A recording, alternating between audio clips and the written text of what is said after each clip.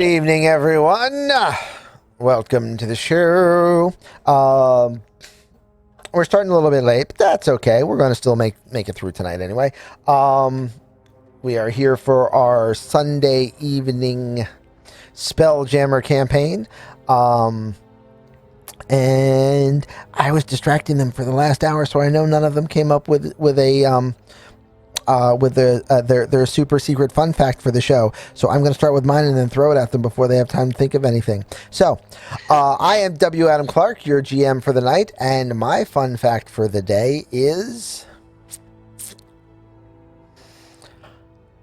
I have seeds planted for the next 3 story arcs already, and none of the players are going to find them until after they go back and watch the videos after those story arcs have started, and they're looking for detailed information for what they've already forgotten.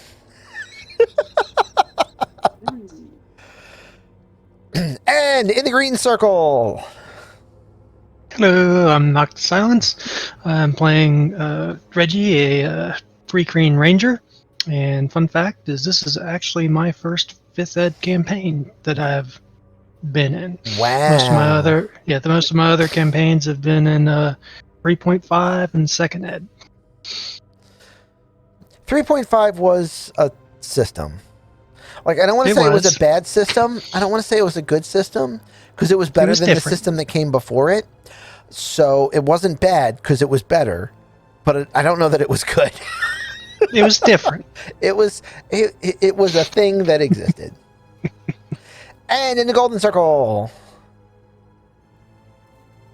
I am Sadie Golden Dragon, and I'm playing Maeve Glitterwind, the Tabaxi. And my fun fact for her today is that she spends an hour every day in devotion to her goddess. Neat. Nice. And in the red circle. I'm the old bacon eater. I'm old. I eat bacon and I play games badly. Gordon Argentbelly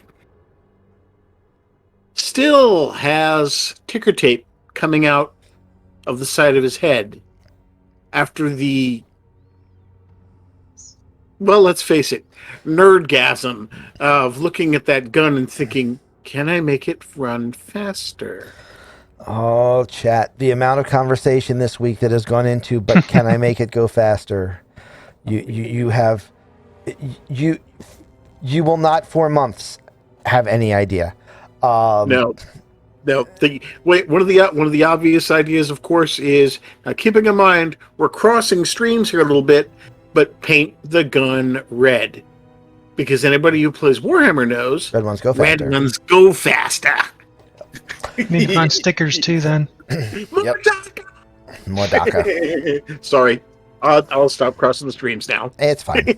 I mean, Spelljammer is all about crossing the streams. Well, this one certainly is. I haven't invented any of these weird things. They were all in here already. It's not my fault. That's a fair point. Oh, hey, Deuce. Yeah. You didn't cover the cameras before the YouTube start. Whoops. I know. Okay, fair enough. Because one of them was going to stay completely covered. I'm like, nah, whatever. It's fine. Yeah, no, that's a fair point. That's a fair point. All right, so this is going to be a little bit of time jumping because we're going to do a little bit of before and then a little bit of after. So your characters,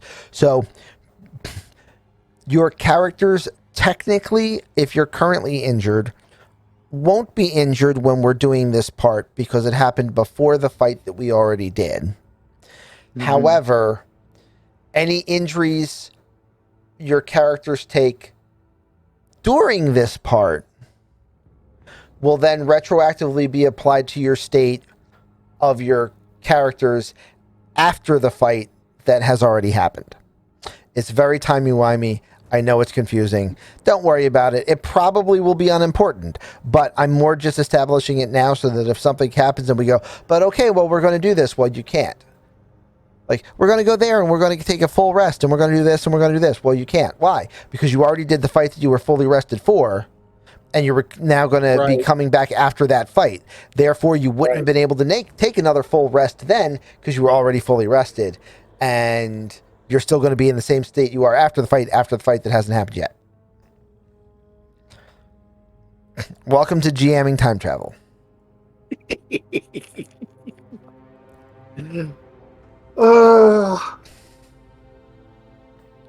So, let's go do a thing. Let's go do a thing. What thing were your characters going to do next?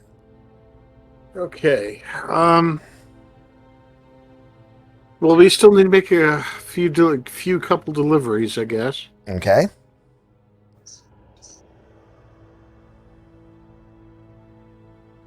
What do you think, Knock? Hammerhead first or the Elven ship first? Hammer's Head sounds good. All right. Jump over to the Hammerhead. Okay. So, you know what I should do? I should also make sure that I have the Star Moth map ready to go. I do. Mm-hmm. Okay, cool. Standing. All right, so I'm just going to toggle that up there as well. Okay, so you guys are going to take a jolly boat from the Wandering Glider over to the Hammerhead.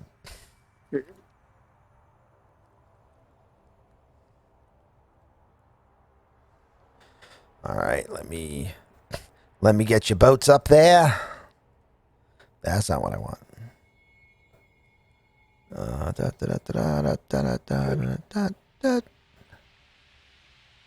Ship Turkins. Where's the... There it is. Jolly boat. Okay.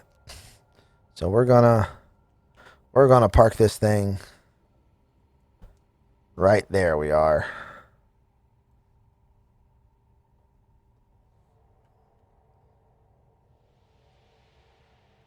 Because that's a pretty parking job. And we're gonna drop a Seth, and we're gonna drop a Gordon, and we're gonna drop a Gordonculus, and we're gonna drop a Maeve, and we're gonna drop Reggie, and I don't know why you're all under the jolly boat, but I don't seem to be able to fix that. So, I knocked the boat prone. Do you get to go on top of it? No. Okay. All right, so the boat's there, right where you guys are, and you come up alongside of the Hammerhead, which is named... Can anybody else see? Because all I see is Gordo. I don't even see me. I see Gordo. Really? Yep. Yeah, I can see nothing but blackness. Oh, wait, there's a Gordo. Well, you have a character here. Oh, wait. Your character's right there. Oh, that's a tiny me. Yeah, it's a teeny But tiny I still you. see nothing but tiny me. Okay, but when you say you see nothing, you see you and the small circle of color around you that's not black when you get on you, right? Yeah, it's like a tiny square of blue. Right, which is to say exactly 5 foot the square that you're in, that you'd be able to see if everything was black. I don't even have Gordon. I have Gordonculus. There it is. Never mind. Yeah, there we are. There's a difference between seeing nothing and only being able to see your square. There are two entirely different problems I would need to fix. Okay. My bad. Actually, I'm curious why I only saw as much as I did. Because you're set to 60 feet. I should be at 90. Oh. Right. Well, there you go. I need to find where to change that then. I just did. I changed it on the local. I'm going to go change it on the main, because if I don't change it on the main, then there's local token and prototype token, and if you only change stuff on the local token, you keep going, but I changed that already. So there we go. Now you have 90 feet. Yay. Who knew bugs are super elves? Okay. Well, they are when they're Gloomstalkers. That's true. You know.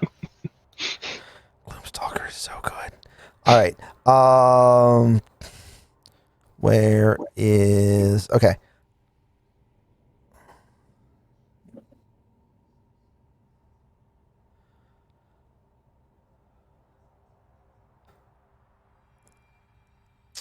I should have pulled this card already because I know I have it in here.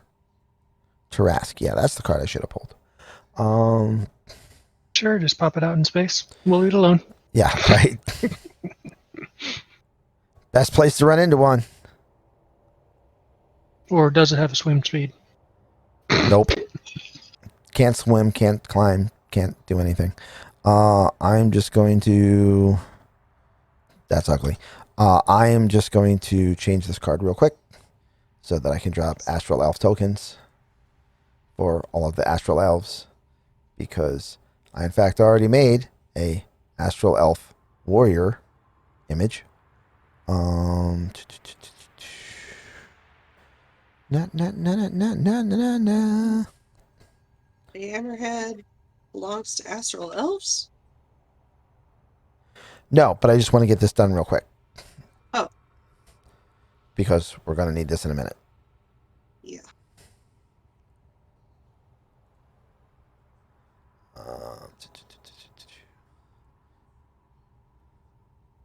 Come back here.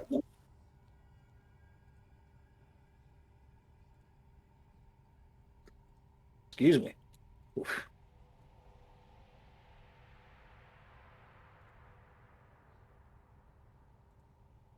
Oh, I just do this wrong every time. I hate updating tokens. Oh, look, it has a nice little living room. Yeah, hammerheads are actually a really good ship. All right. That'll work for that. The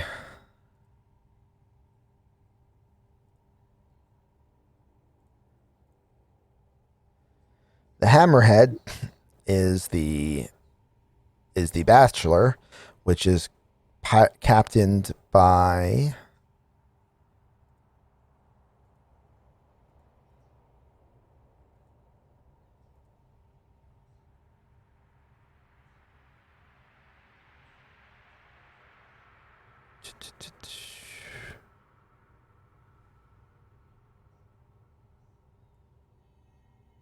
Captain Calagrath. Most of the crew is Githyanki. There are a few Hadozi running around on the crew. You assume that they are used for, whatever menial labor positions that the Githyanki would complain too much about having to do. Of course. But you notice that all of the military positions on the ship, like the stern castle mangonel, the forecastle mangonel, the forecastle ballista, all of the weapons on the ship, and also the Spelljammer and also the captain, are in fact all Githyanki. Right. So as you come aboard, he actually comes down from the command deck and actually meets you as you come along, and ahoy! Ahoy the ship. So, what brings you in tonight? Delivery. You notice And we bring you notice that even before you get a chance to say it, you notice that he is sniffing the air, because Githyanki actually have a very advanced sense of smell. It's never actually covered in the rules because it's not a thing that actually has any real in-game benefit. But according to Right. canon, they actually can smell things about twice as far away as humans can. Mm. Just not as good as Loxodons. Just not as good as Loxodons, not as good as Luxodon. because they're not elephants. Much like technically tabaxi should also have some kind of a benefit to smell things, but You they would have don't. thought so. Right. Kind of the same thing. Shifters should have a Keeping- benefit, but they don't. You know, all of that. Fresh, delicious eel. Oh, excellent. All cut nicely into fillets. Should we? Seth Make comes. sure we got the same amount that we acquired in the raw material for you. Yep. Seth comes aboard and says in his native language, yada, yada, yada, tour of the ship. And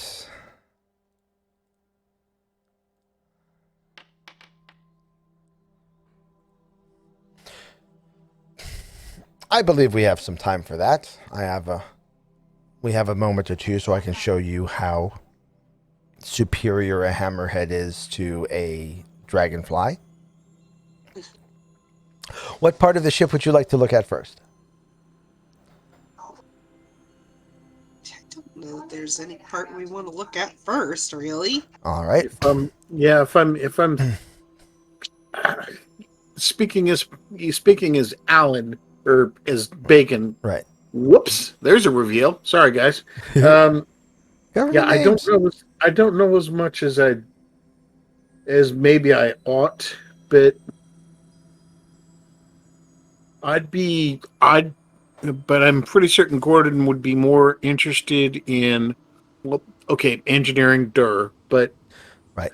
Maybe crew accommodations, galley accommodations, because let's face it, that's what he does when he's not when he's not designing game breaking mechanics. Right. Anyway, well, he starts by bringing you up onto the forecastle, which will be over here. Wah!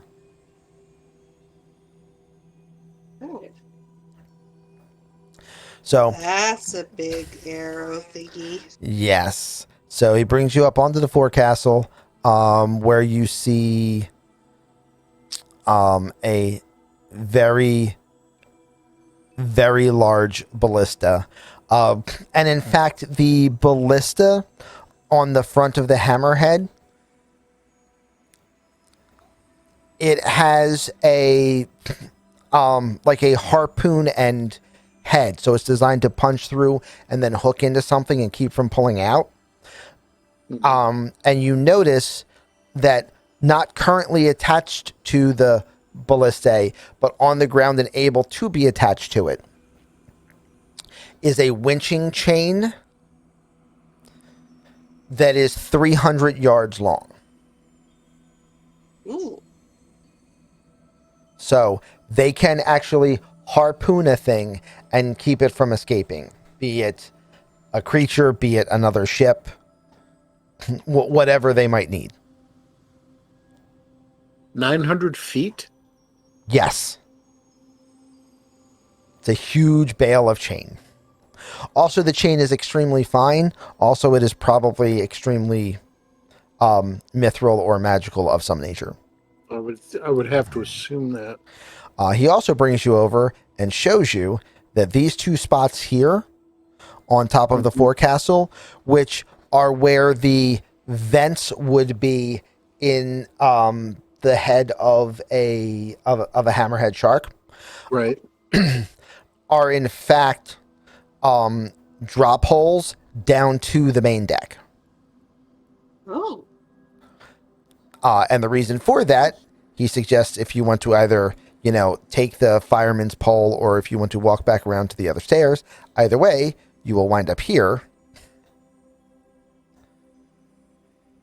Huh?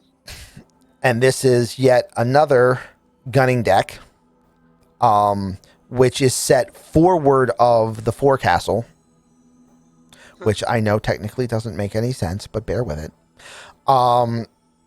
And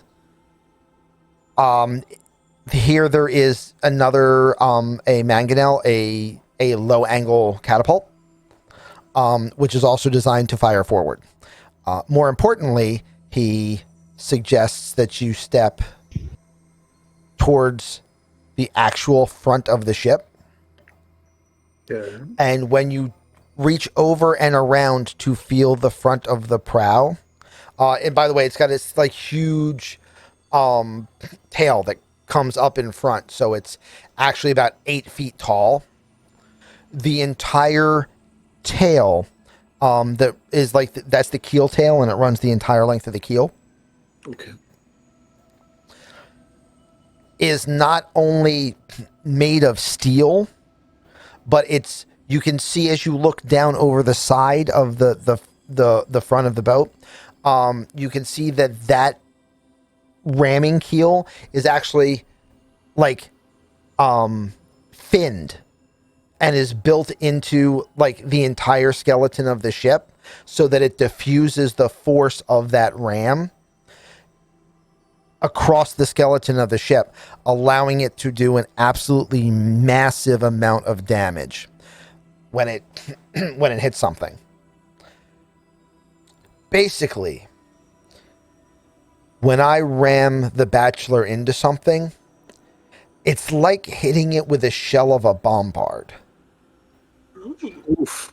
The difference is where we're standing right now is probably then in the enemy vessel. And unlike a bombard shell, after I hit, 16 Githyanki warriors storm the deck. It's a breach. The Hammerhead is a breaching ship. It's a Captain. Yes. Would it be safe to say, therefore, and you'll pardon me if I don't quite get the terminology correct, would it be fairly safe to say, therefore, that at least a small majority of your crew are not necessarily sailors or Navy men, but Marines? Yes. Everyone on this ship that is a Githyanki would be the equivalent in your language of a Githyanki Marine. They're all soldiers trained for breaching and clearing an enemy vessel as expeditiously as possible. Ooh. Down to including spell choice. You would be surprised just how important the correct collection of spells can be for disabling a crew very quickly. Sleep spells, hold person spells, hold monster spells, anything that you can use to disable someone faster than injuring them is an excellent choice. Yeah. Yeah. And you see his mind going again a little bit.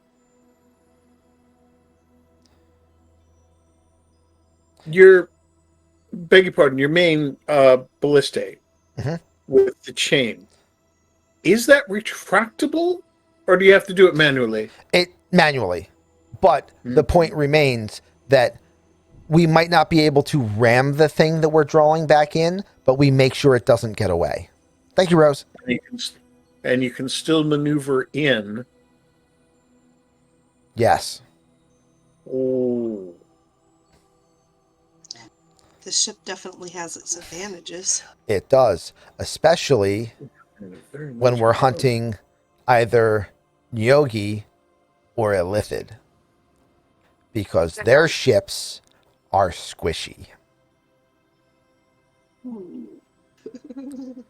And the Bachelor cracking into the side of a Nyogi Death Spider or into the side of, an Illithid brain ship, it's just like cracking a walnut open, and it makes almost exactly the same size, the same sound, just 10,000 times larger.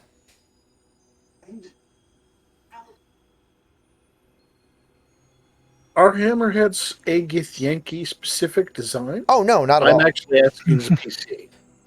Oh, okay. Squishy and tastes good with ketchup. Well, I'll speak for Seth for a moment.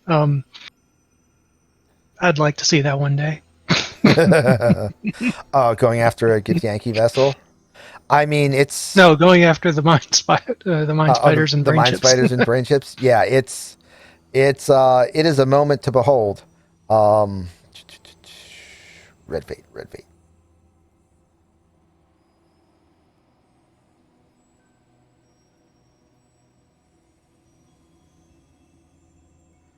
Need to find where I hit the fate points. Hold on. Bacon got a fate point. I'm just trying to update it. But yeah, Rose? so this is this is a ship that is designed for close-in ship-to-ship combat. And as you would expect for something designed for close-in ship-to-ship combat, it has all of the items that you would need to be able to accomplish that. It moves fast, it hits hard, it maneuvers deftly in the sky, and it has enough firepower to take out or disable any interdicting vessels that may try to get in our way. Very interesting.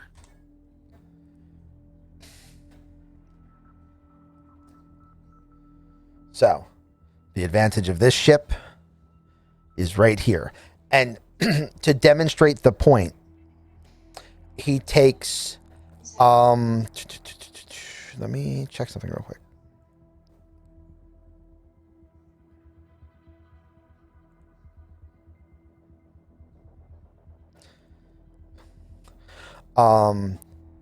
He takes his the thin, narrow greatsword. I mean, thin and narrow, but still a greatsword that he has on his back. You know, basically a daikatana. He takes it out, draws it, and swings full force, full body swing into the side of that steel keel tail that's coming up. Oh, that's gonna break. And as he, well, it would if it wasn't magical. As he strikes the ship, you just hear this dong go into the keel. And for a split second, you think you might just possibly have felt the reverberation in the deck. But as soon as you hear, like before the sound fades, the idea of a reverberation then in the deck does. Huh. The ship is designed to disperse force. Everything that this ship does, every part of this ship's design, including, and he points to the hammerhead array, is designed to be able to deal the most brute force delivered onto, and he reaches around to the front and shows you that the front of that keel is only 3 inches wide.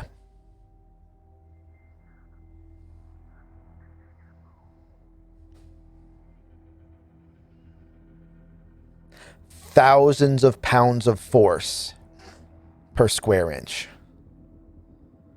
all striking an enemy vessel at once. I've actually cut ships clean in half before. Sounds cool. That's incredible. It's also horrifying if you're on the other vessel. He comes over. So once you come past this point here where everyone's lined up, once you're past here, then on the other side of this, you are now under the foredeck. Okay. And he comes through and shows you that because this is a boat designed for warriors, because it's designed for Marines, designed for people that get very feisty and fidgety when they're not fighting and are likely to break into fighting. It actually has a surprising amount of crew amenities, even though it doesn't necessarily have a large amount of crew quarters, such as, you know, a fully stocked bar and another one. And then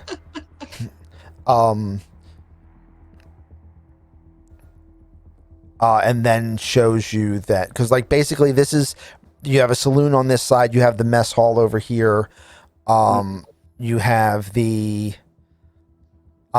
galley right there, you have all of the officers space like on this deck, and then when you go through, going down from here down to the low deck, you would also have down here, zhoop,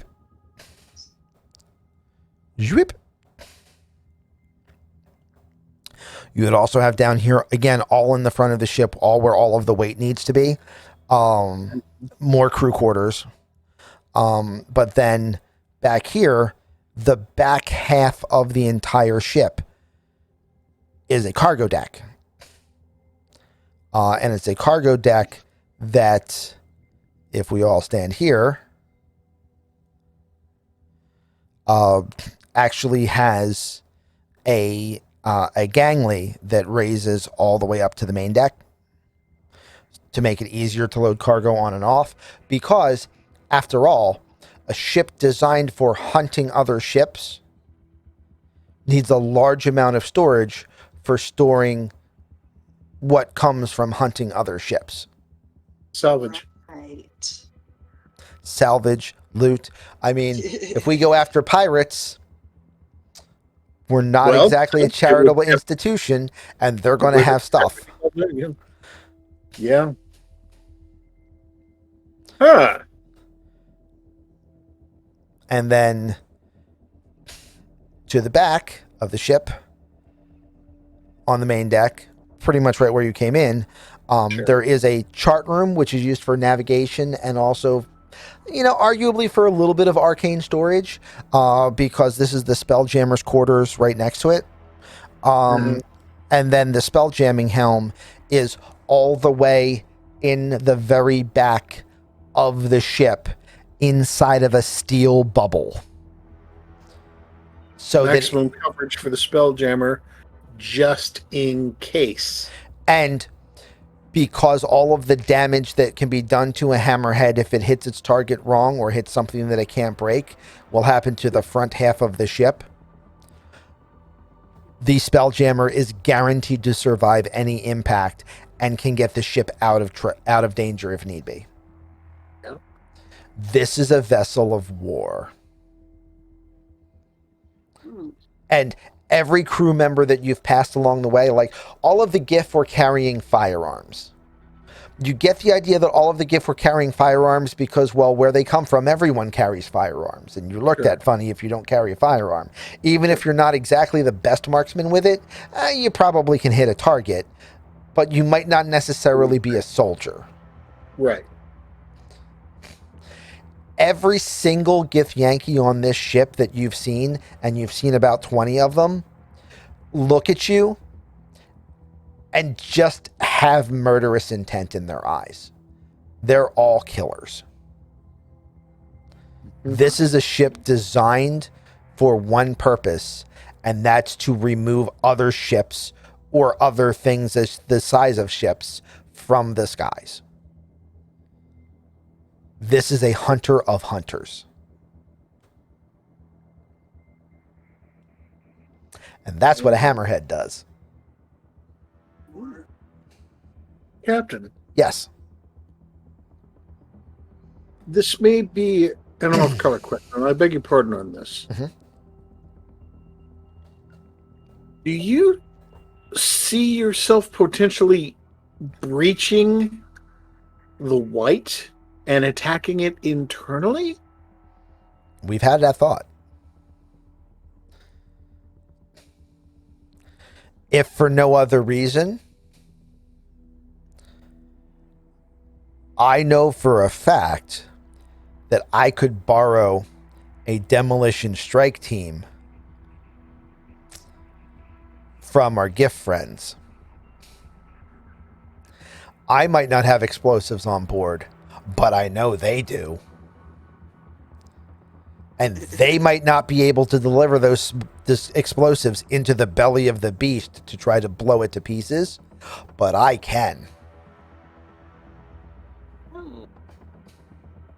And again, ticker tape. I just... Deuce, you're giving me ammo right now. This is crazy. Yep. This is the stuff that everyone who thinks that Spelljammer is a weak setting doesn't take the time to examine. How well designed some of the stuff that's in this game is designed. And just how much you can do, like, serious maritime combat using these ships, as long as you ignore the fact that the game system doesn't actually have rules for maritime combat.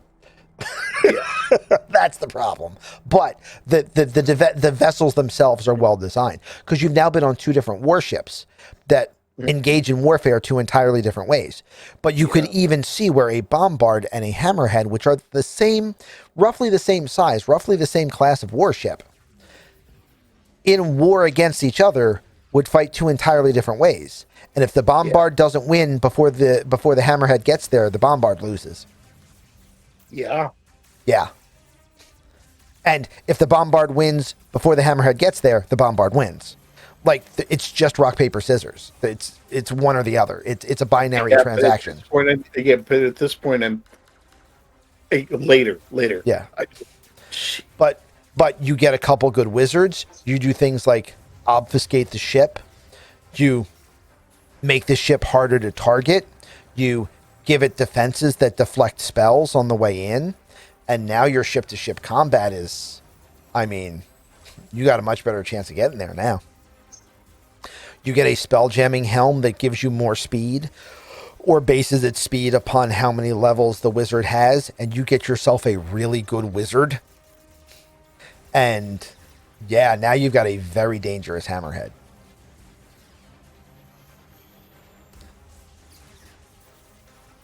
So again, not necessarily, this is a ship for murder hobos, not necessarily the ship for this party, Yes, but you could see where the right party in the right hands, this becomes a devastating ship. Like, Reggie is just sitting there thinking about what could happen if he had, 30 Thrikreen warriors on this vessel, all crouched down in a 3-point stance on that front deck when it rams into an illithid brain ship. They're screwed. Yeah. They're screwed. But no, I'm thinking, no, wait a minute. Is there profit in illithid brain chips? Well, I mean, they're bad and need to go away, but I mean, is there profit in it? they also raid other worlds and collect materials to make their arcane devices. So, yeah, you can find gems, jewelry, magic items, entire mining ships worth of adamantium, entire mining ships worth of mithril. Yeah, absolutely. Ooh. So Now I'm sorry. I'm going back to the conversation with the captain about breaching the Wight Whale and delivering an explosive charge. yeah. You would breach. Would you use the Fort Mangonel to deliver the charge? No, Oh. I would crack it in the ribs with the hammerhead, which, as we have seen, I would expect that would allow it to sink into the ship just far enough for the gift demolition team to be able to put the explosives in the rib tissue of the whale. Mm-hmm. And then we would, disengage, backpedal out, and get clear before the charge exploded. That would take some considerable timing. Yes. I mean, that's daring as all. Yeah. Sorry, get your quack ready. That's daring as all. But it's also, if anything goes even remotely wrong.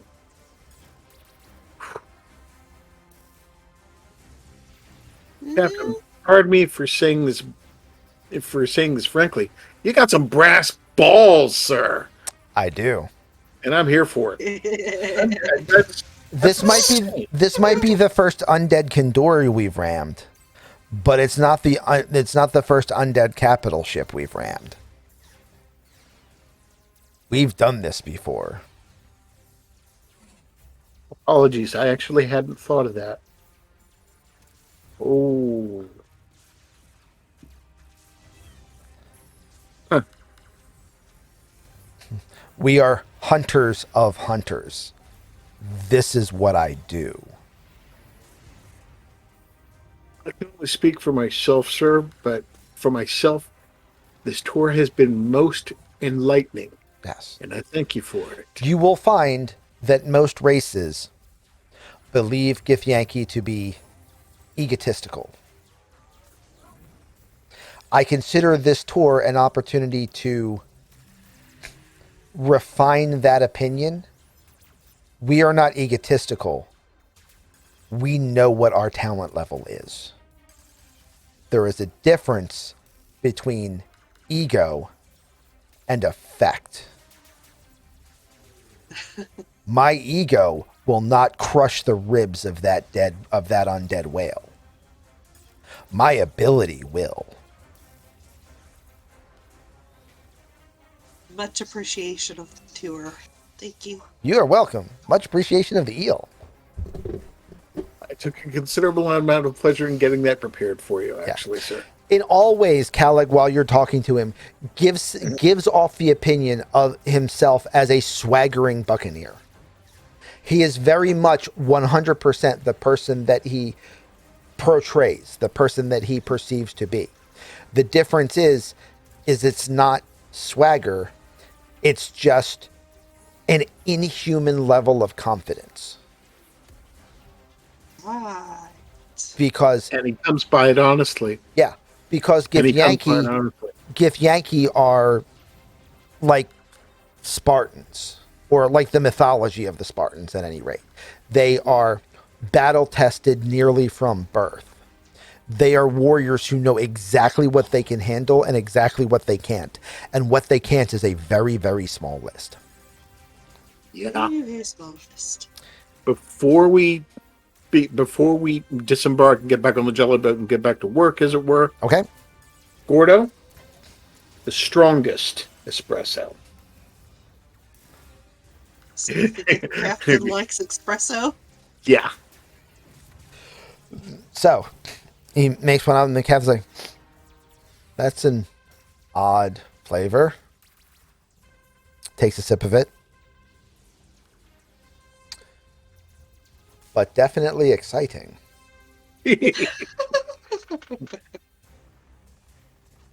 Large amounts of caffeine. Yeah, don't give the gift caffeine. That's how wars get started.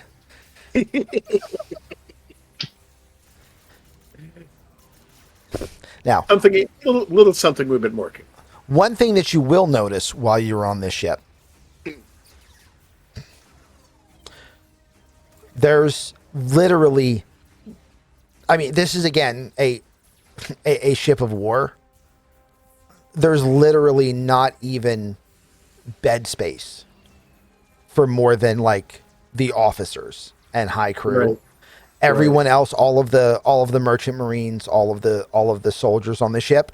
Hey, Sycorax, literally all they do is they just string hammocks in the cargo bay and just sleep where you can sleep. That's it. Because that's all that there's space for. They don't have beds. But Yeah. the flip side is that, you know, they have a bar, so they don't mind as much. Yeah. Yeah. Two different versions of Tim Ford. Exactly. I mean, and no, that makes perfect sense, because they would need something to wind down, if you will. Yeah, exactly. And that's also the thing that you noticed when you were in the galley, or when you were in the mess, and also in the saloon. The gigantic eyes to either side of the hammerhead nacelle, Yep. they're actually crystal. So they're just giant port windows. Sure. Oh, Yeah. Don't die. Walk in the door, but don't die. Nobody's going to get to you with a life spell in time.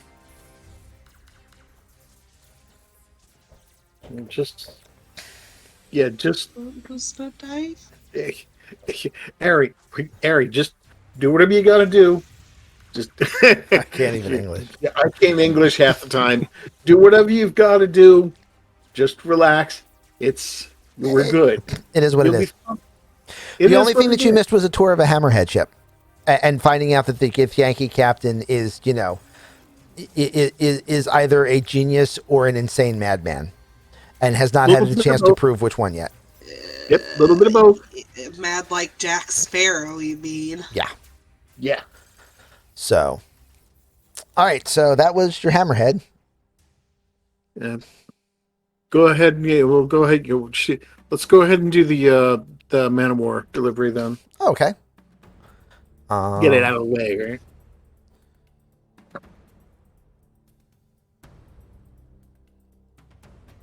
And once again, no vision. I'm working on it. Yep, we knew this was coming. Well, this time you have no vision because you have nothing on the ship. Well, there is also that. As in, you have no counter. No presence on the ship, right? Yeah. I'll be right back. Yep. Take a minute. Yep. Get ahead. If it's crazy, it's stupid. But is it stupid or crazy? Just remember, if it's stupid, but it works, it's not stupid.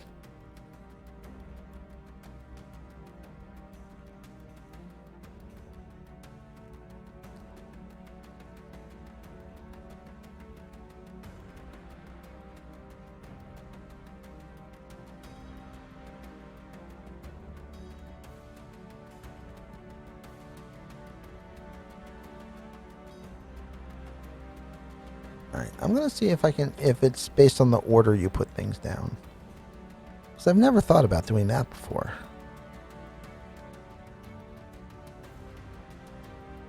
Oh, there I am. There's a ship, too.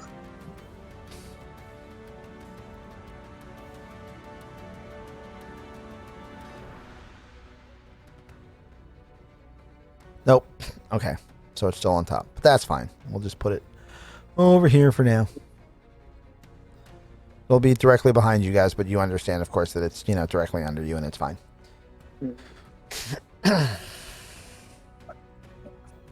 This is one tiny ship.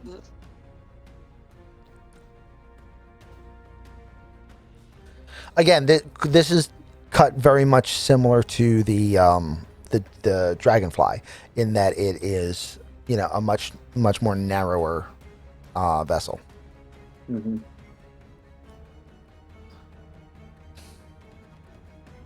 They seem to. Oh, I should have asked. Hammerhead's not a land. You wouldn't be able to land on ground either. That'd have to be a water lander only, right? Let me check. I believe so. Because it's a rolling keel, and anything with a rolling keel, I'm pretty sure can't land on the ground. Yeah, cannot land on the ground. Their keel would cause them to tip to one side. I mean, technically it could. It'd just look like it was beached. But let's face it, it's not going to hurt it. Not if it's a reinforced one like that. Yeah, so it's not going to hurt it. It's just going to knock everything inside the ship out of the cabinets all to one side, because you're going to look beached. And then you're going to be... We do this, come on. Yeah, so like everything that you have stowed is going to crash to the floor. But the ship will just lift back off the ground when somebody uses the helm to lift it off the ground. And as long as you don't dig it into the side of a mountain on the way down, it's going to be fine. But yeah, it's designed to be, it's designed for a water landing. By comparison, the Star Moth... 5 officers? 6 officers.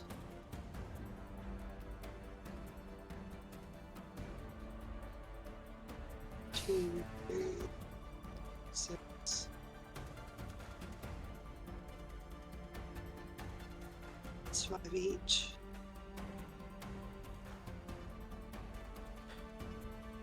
This is This isn't a surprise. bad ship. All right. Whoa, wait a minute. Oh, okay. So as It's you got a decent galley, Gordon. Mm-hmm. Let's take it in turns. Let's take it in turns. as you approach this one, Mm-hmm. that is the captain, and where is the there we go. And then just any number of Astral Elf there, because I already had the model made for those. Yeah. So. Oh, but that was dumb. Hold on. I mean, it does no good to only do the point down version because you can't see anything anyway.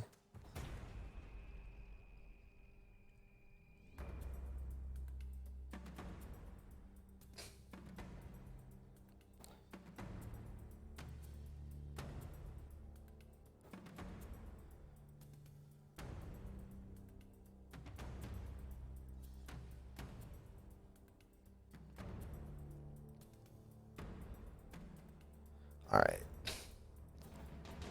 Where did I just put my Astral Elf Warrior? My assets library. Grab this thing. Do that. Okay. So now they'll do what I want them to do, which is you'll be able to look at the armor.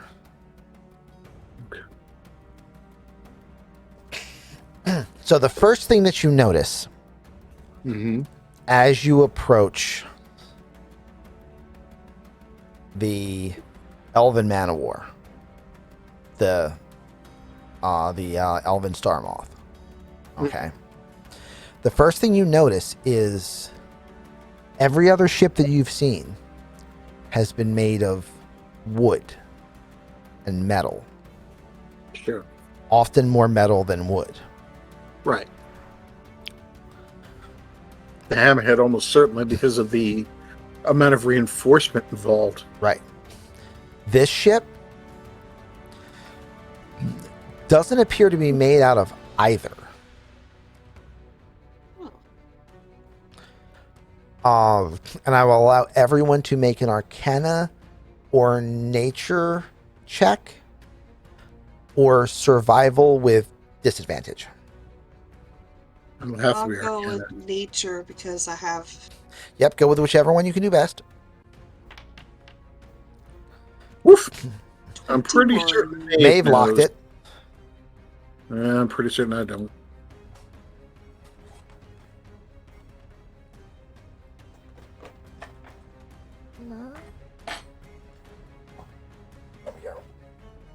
Okay, so Maeve, Yes. you realize that this ship hmm is not. The ship isn't shipwrighted. Shipwrit? I'm not sure which is Yeah. correct. This ship wasn't built. Oh. It was grown. This ship is an organic design. And I don't simply mean that it's rounded. I mean, the more you look at the no. tissue, like the plating of the ship looks like a shell.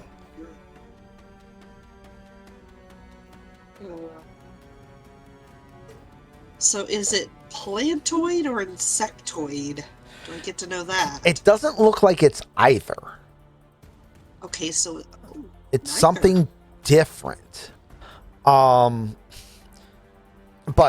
the armor plating of the ship is actually some kind of shell. The wings of the ship are a membrane. It's not quite a skin. It's not quite a leaf. It has properties of both.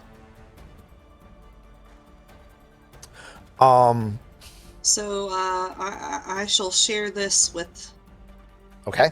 my companions. And this is all before you get on there. Like, as you're getting closer, you're just looking and you're seeing this. Like, you got to about, 300 yards away and you went, oh, we were wrong. Gordon, This isn't Reggie. a ship. This is a thing. This thing's alive. It's not a plant. It's not an insect. It's a something. It's very, very much alive.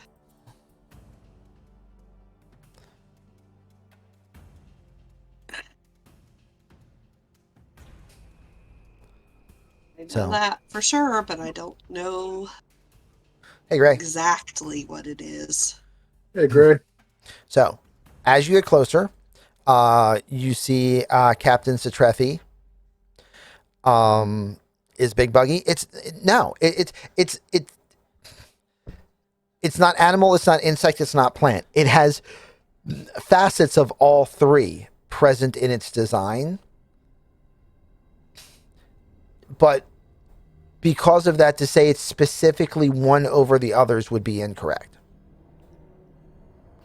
There are parts of it that look more bug-like. There are parts of it that look more mammalian. There are parts of it that look more plant-like.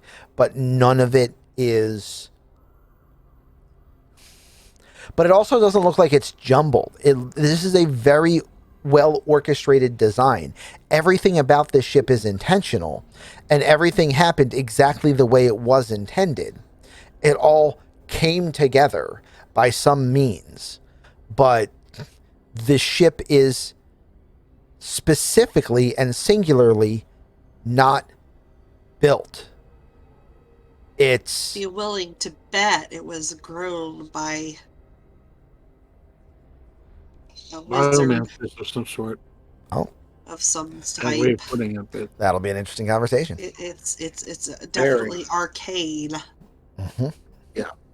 Yeah, there is just something otherworldly about the entire vessel. Maeve, Yes. I think you should take the lead on the conversation on this. Okay.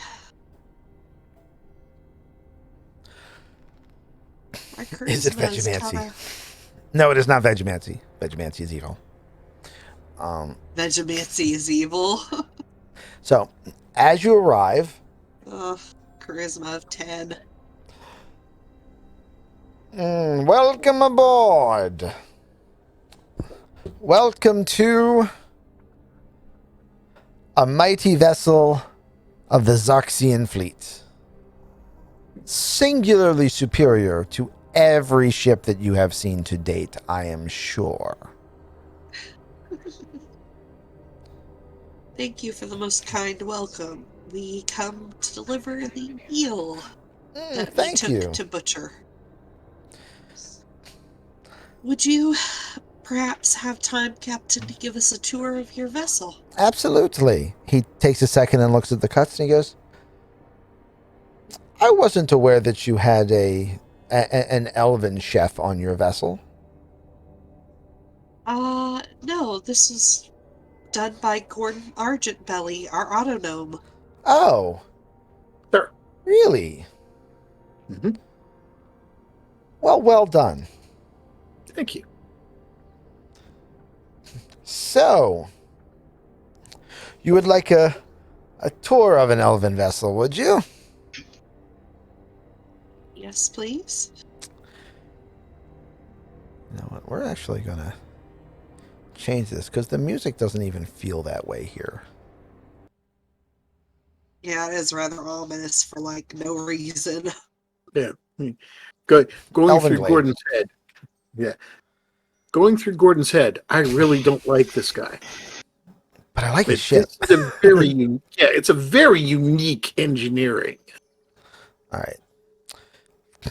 So he's like, so the first thing you must understand is that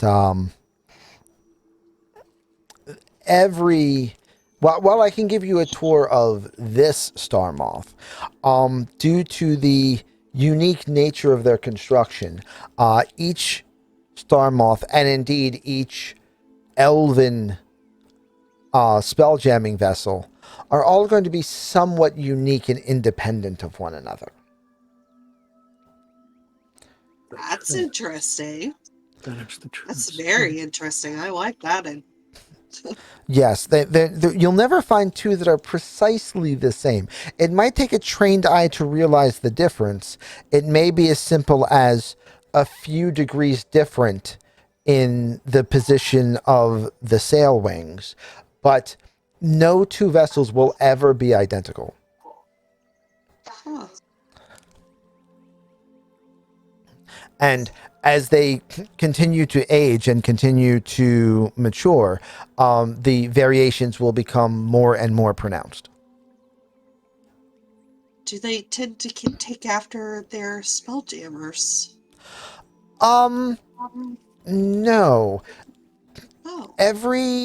All the elven vessels, and it's one of the reasons why the elves guard them so closely, is elven vessels aren't built. The first king that you are currently standing on,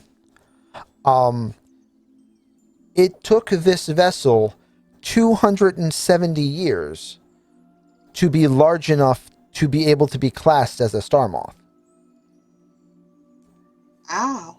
In another 140 years, it will have grown large enough to have changed classifications again, and at that time be, depending on how the ship continues to develop, it will either become a aggressor or it will become a crap. What was the other one?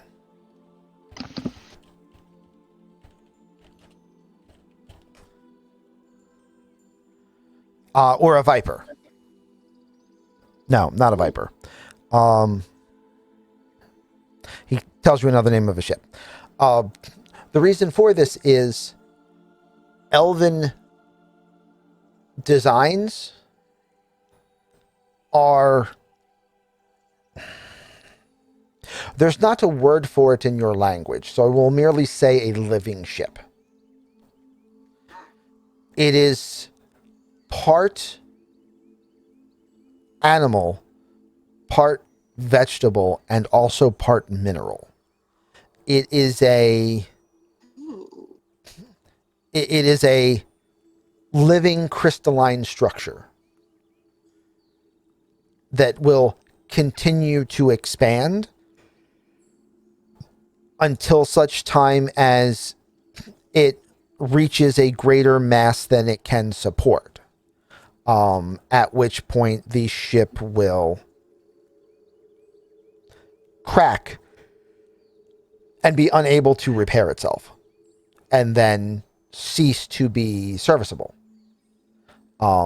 This is a course which takes several thousand years to reach.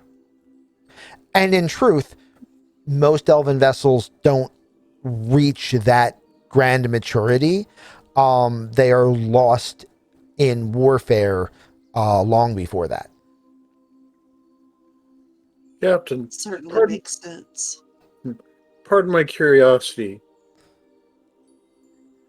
When it reaches the next classification as the aggressor or the other type, who makes that decision?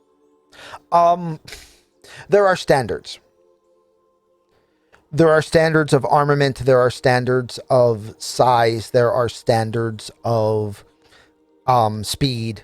And depending on what standards a vessel meets at various times during its common lifespan, you will find that the ratings for what the ship can be may vary, but it's the ship will these standards are what we use to make classifications within a vessel, which is similar to all forms of maritime and spelljamming vessels. As after all ships are rated, and that's what makes a galley different than a galleon, for example, is the length of its keel, or the number of sails it has, or the number of masts it has. So it's what is just an arbitrary decision made by a shipmaster is instead, in this case, more akin to determinations made by breeders. It's a more organic process. Exactly. But it's one of the things that makes these ships so prized by elves. Is the first king sentient? Not as you would understand it. I imagine it would be very difficult to contact if it were, being as it's a crystalline. It is alive, and spelljammers will tell you that spelljamming a elven ship feels different, but not in a way that they can easily put their finger on.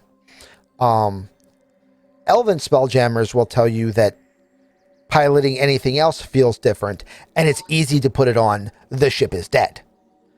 But that doesn't necessarily mean that an elven ship is alive in any way that you would rationalize. It is a thing that continues to grow, but it doesn't have a sentience or a being or a persona to it. It is merely a living weapon. Okay. All right. It is a bioconstruct. Yes. Okay. Now, there are parts of the ship that aren't, as he points to the mangonel behind him. Mm-hmm. There are most certainly parts of the ship that are not. These are parts that are designed for war, designed to be breakable, and designed to be replaceable as quickly as possible. Sure. That makes perfect sense. But the overall vessel itself, yes, everyone is alive. Do you know where the term Starjammer comes from? Spelljammer, you mean? Yes. Sorry. If I'm honest, no. That sounds like something I should. No. There is a legend of an ancient ship.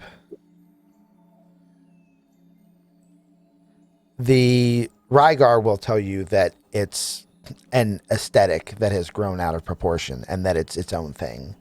Elves will, of course, tell you that it is an elven ship from a lost empire billions of millennia ago. But the term spelljamming and all knowledge of spelljamming all comes from a singular source. That is the floating ship city, the Spelljammer. Ooh. All spelljamming helms, all spelljamming vessels, all known designs for traveling from world to world are all designs parroting the Spelljammer. A ship larger than a city, more agile than a swift, and faster than anything in space. I want to see that. Hope that you never do.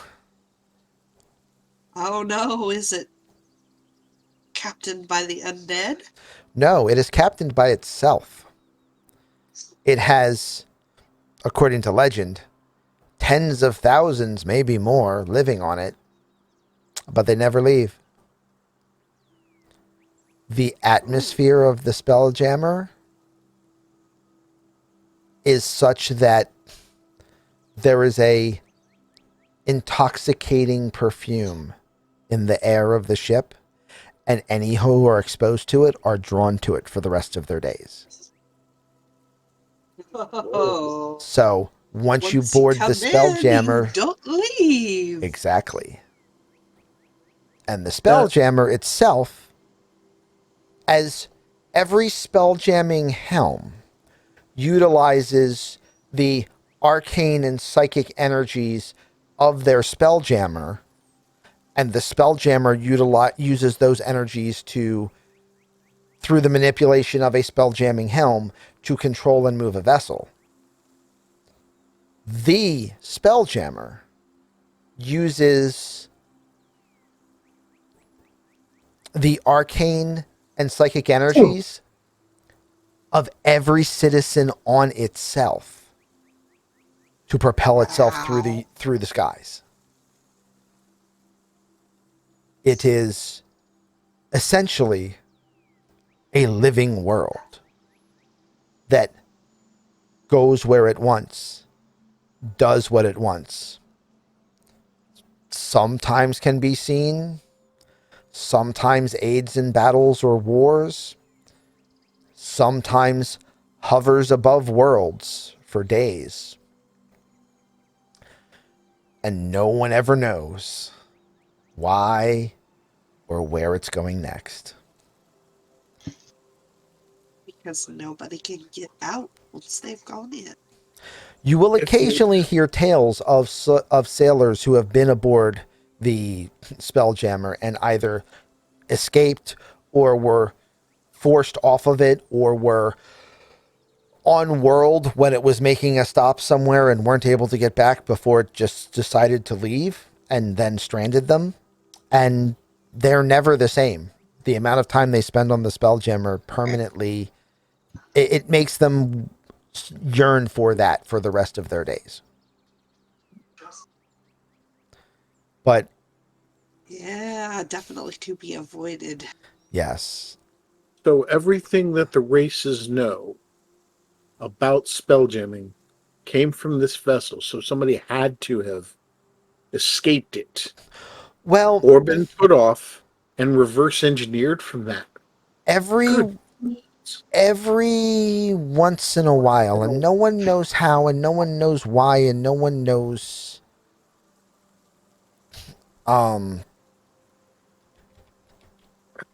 no one knows for sure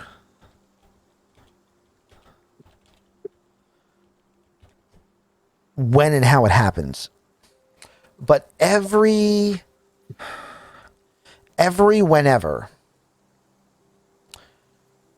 the Spelljammer will spawn, and it creates small vessels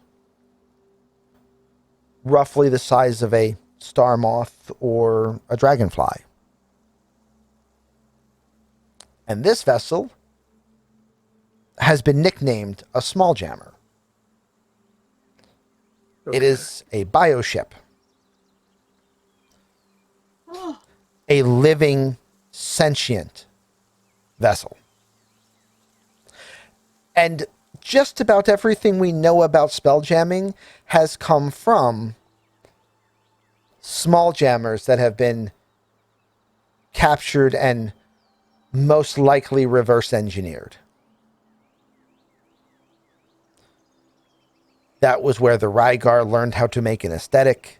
That was where the first elven ship constructors learned how to create bioships.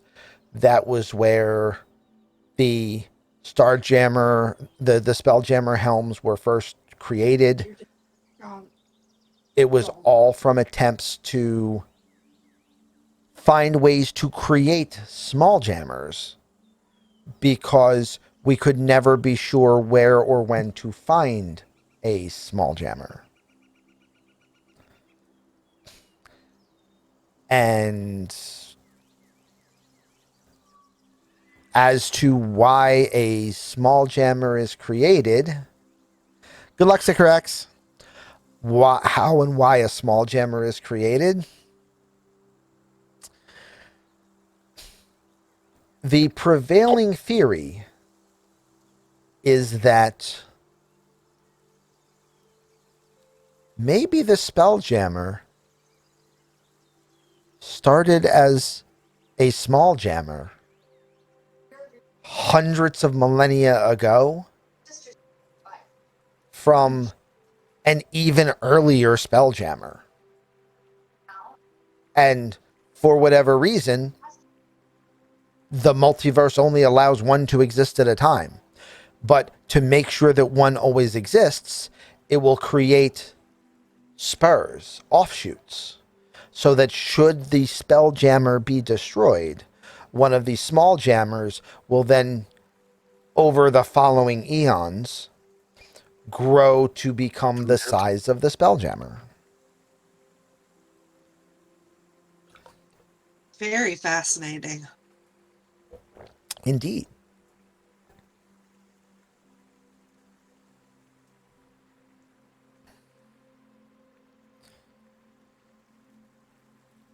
Huh.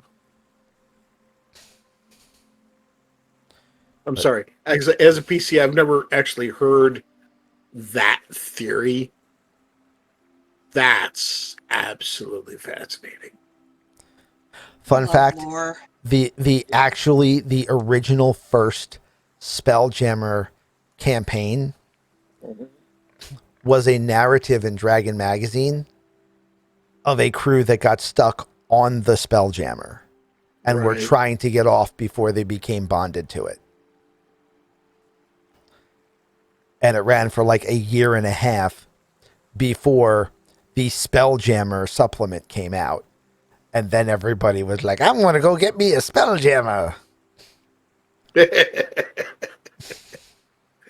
Oh, man. But yeah, that's where it started. And that's where it comes from. And if you look in the logo, for Spelljammer, you will in fact see this like Man-O-War looking thing with towers on its back. That's the Spelljammer.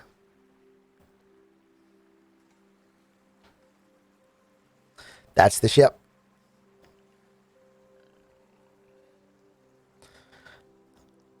But enough about old legends. You wanted to see what some elven construction looked like. Indeed. So, again, this will be a little bit different from vessel to vessel. But as you can see here, we are on a raised deck.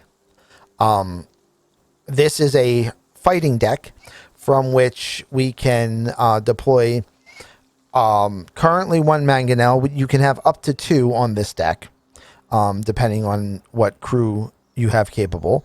And then, as you can see, we have a hatchway here, which will in fact lead down to a battle deck, or lead from the battle deck down to the main deck. No, I was right the first time. This is a castle deck, and then this is a battle deck, and then from the battle deck here, which is where we just were, because this is just the inside version of it. We have this front here that has the 2 there's a ballistae. The 2 ballistae. And you notice that the ballistae are actually pointed at the eyes of the star moth. Like, it would have to shoot through the eye of the star moth in order to fire. It's a force field. No, it's not. And he walks over and he grabs a ballista bolt and loads it in and just offers the ballista to you. He says, just aim at anything out in space. All right. Aiming at something out in space. I think I know what's coming. I wonder, does it blink? Give it a couple of seconds and fire. You were real close. As it fires, it apertures. Oh. The ship itself, the eye apertures open, the bolt fires through, and then immediately shuts again. It air blanks. Unlike every other vessel you've seen, my gunners are protected. Yes, it's a reverse blink. It's as good as a one-way force field. Yeah. No, that's I can shoot out, and only gunners with the absolute best timing in the universe can shoot in. Okay. That's. And then if we come here, you see the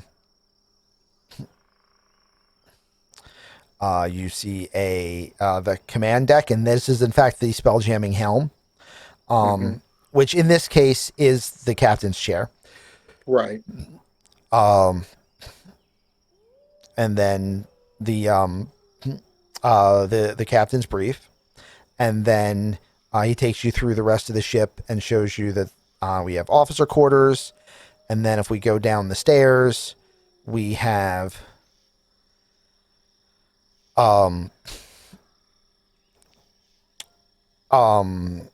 a crew galley and mess, and then crew sleeping, and then storage in the back. And then again, more aperture fire.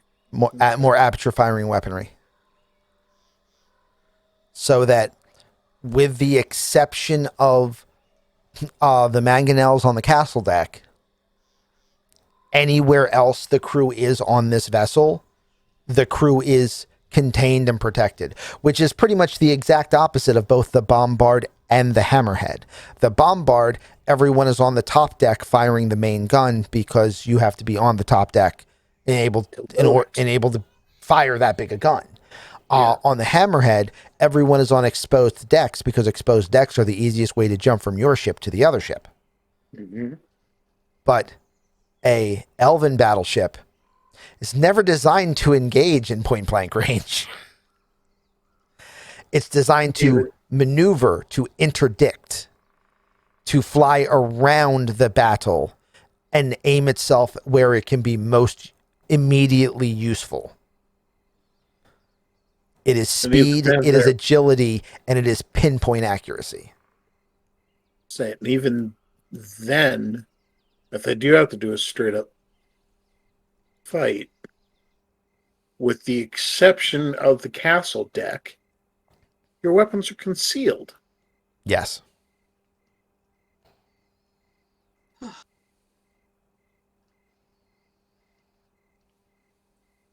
Nice. I mean, the plus side is, with the exception of the castle deck, none of the crew can be injured without severely damaging the ship. The downside is, the only thing for an enemy to aim at is the ship. That is a downside. But does your ship recover from damage, or do you have to fix it? It will recover slowly over time. Also, there are some magics that can be used to accelerate the process. Would those be specific spells that person would have to learn? Yes. Okay. It's basically variant casting methods of existing spells, but it's ways that allows one to,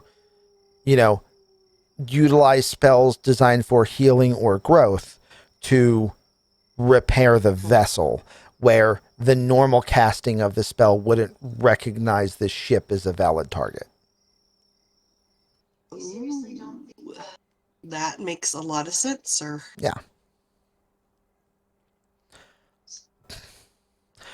It's really no different.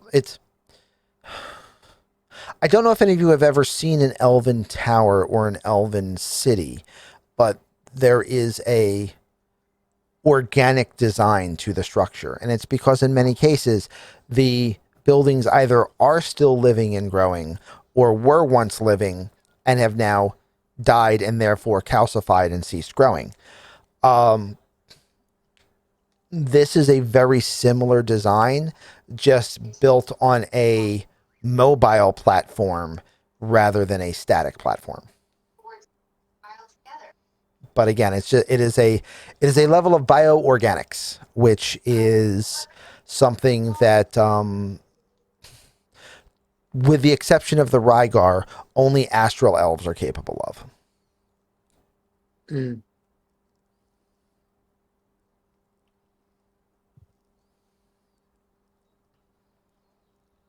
Huh.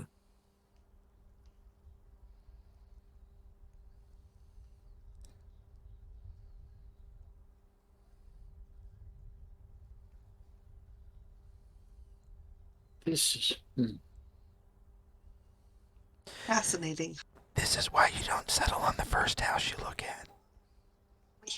fair, but still. Because every ship you've looked at has something that's unique and special about it that could be really useful, right? Even the Dragonfly. It's small and maneuverable and can fit a lot of places and do a lot of things, and it's cheap and it's durable. Sure. And then you have the Bombard, which is, well, none of those things, but it is skadoosh. And then you have the Hammerhead, which is none of those things, but it is ramming speed. And then you have the Star Moth, which is, a living vessel. And Fascinating. and Very fascinating. again, the minimum crew is, one, right? Like, Yes, but I mean, it's, the likelihood of getting an elven ship is like, oh yeah, it's absolutely impossible. But You got 0. it's absolutely impossible. But so is killing an undead whale. So, I see what you mean. I mean, D&D is all about making the impossible part of the story and making it work. I mean, it looks nice, and it's got like this little tiny butt cap that could be a garden. Yeah, I mean, it's just more storage. Yeah. But, and again, like I said, each one of these is going to be slightly different in scope and in layout. So if you ever see another one, it will look different. But that's basically the design. It's a living honeycomb. They're grown to be able to become vessels, and as they get larger, like this starts as a vessel with only about a 4-man crew and 1 gun on the castle and nothing behind the eyes because there's no space. And as it grows and enlarges, those cabins divide. After they get to a certain size, a wall will come up splitting them and they'll become 2, and then it just keeps growing and restructuring as it goes. So elven ships are just, they grow until they don't.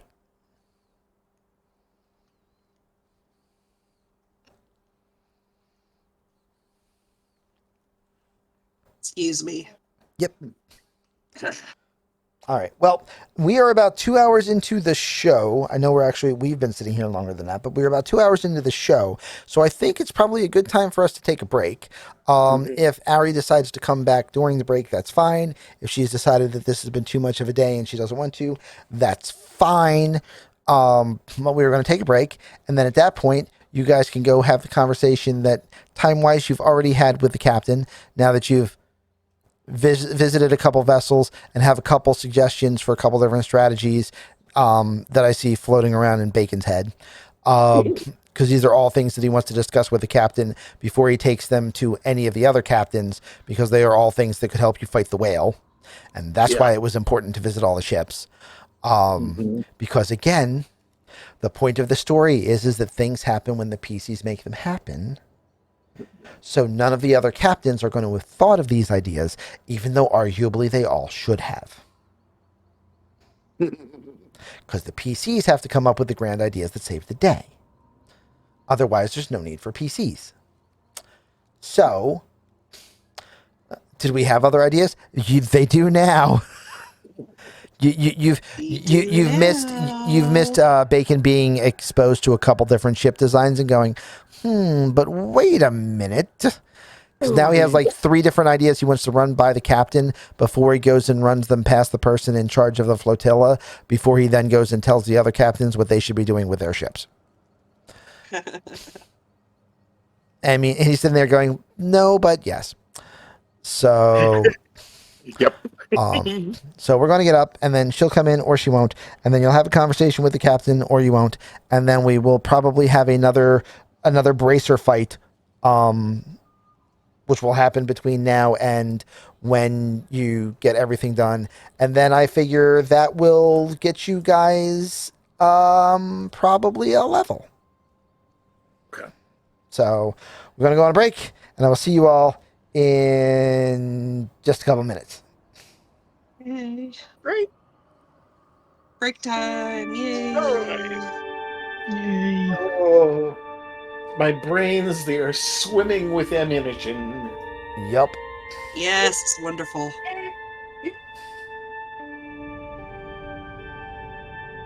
Yeah. Go ahead. I'm just looking for my BRB screen.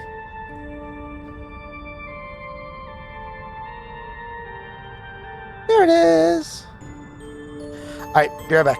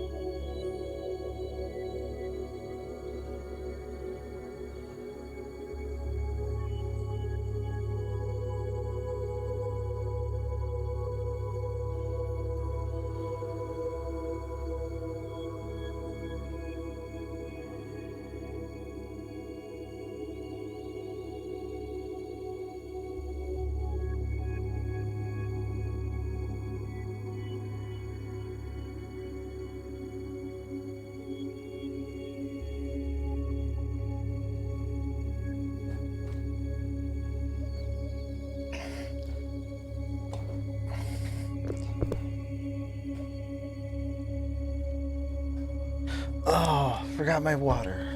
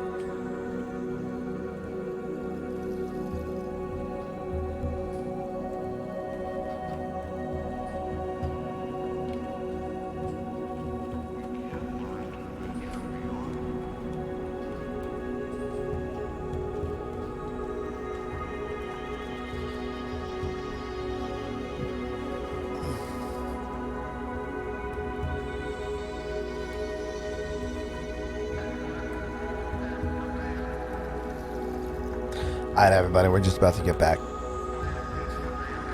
Just trying to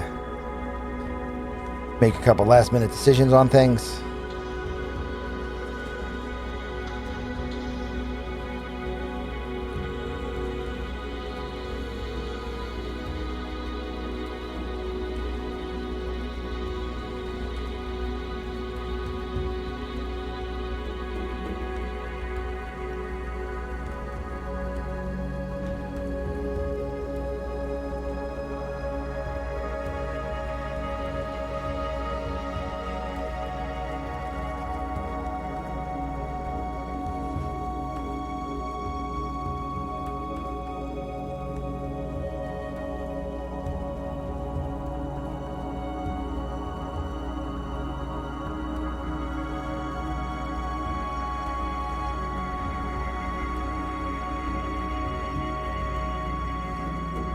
That's why I don't take vacations. That's why I don't take vacations. If I'm going to be moving nonstop, I want to still be getting paid for it.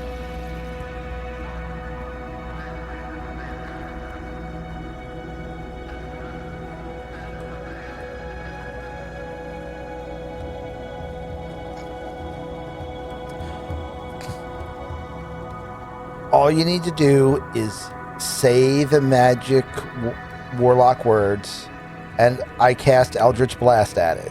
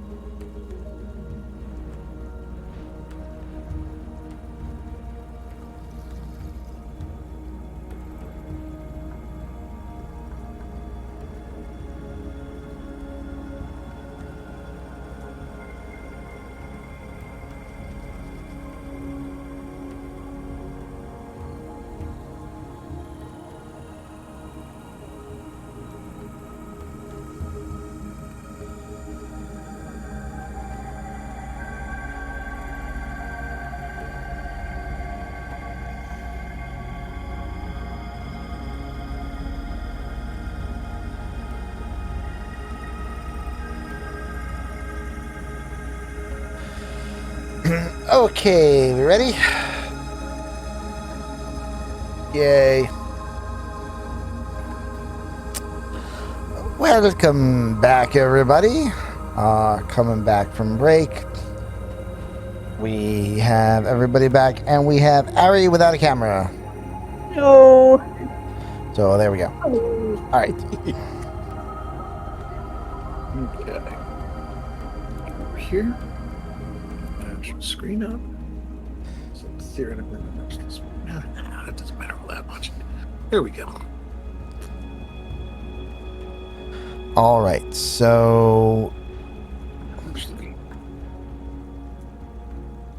let's go back to music.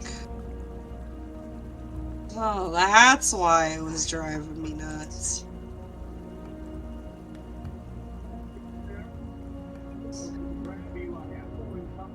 Okay. back to the Wandering Glider.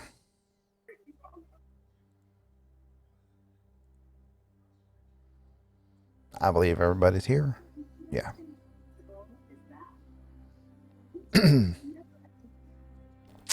So, we are back on the glider. Mm-hmm. And if I remember correctly, Bacon is just about to have a critically important conversation with the captain. Bacon's head is about to explode. It's too full with fun ideas. White. So, I think you missed your calling, Gordon. You could have been a, a big celebrity in the engineering world. I mean, he still might be. I mean, not saying, just saying. Not saying. Just Just saying. saying. I mean, Still, not saying. still pretty early. It's Still Yeah. early in your illustrious career. I mean, you guys are only level 3. There's still plenty of time for retirement. yeah. good Yeah. Lord, retirement. Okay. But yeah, we need to have a meeting of the crew here, and yes, the captain definitely needs to hear this. Okay, well then let's just 6-pack this and go Bloop, bloop, here. Nope.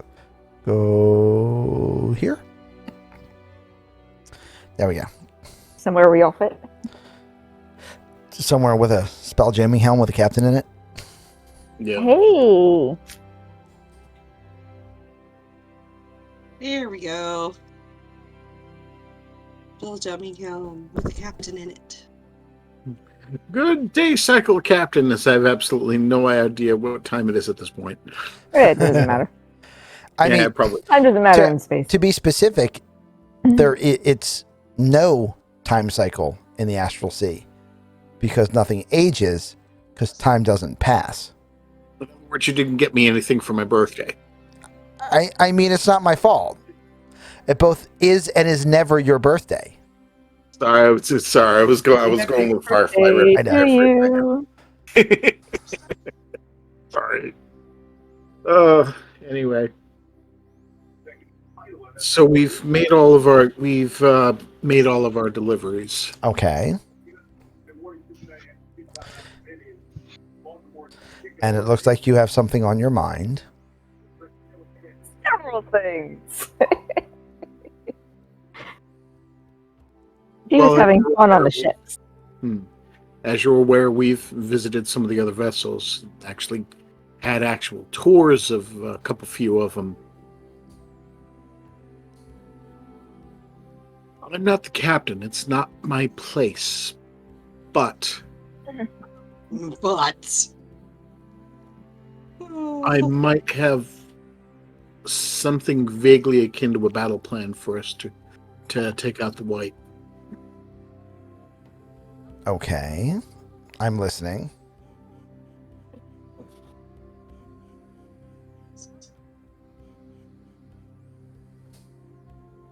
It would require collaboration between at least 3 captains, yourself included, possibly a 4th.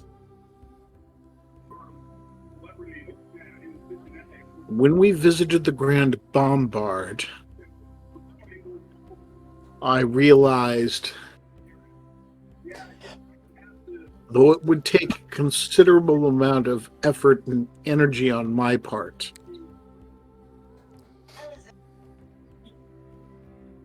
we could potentially greatly decrease loading/firing times of the Grand Bombard's main weapon. And how exactly? You're aware of what I'm capable of. You're Yes. aware of what I do. Of course.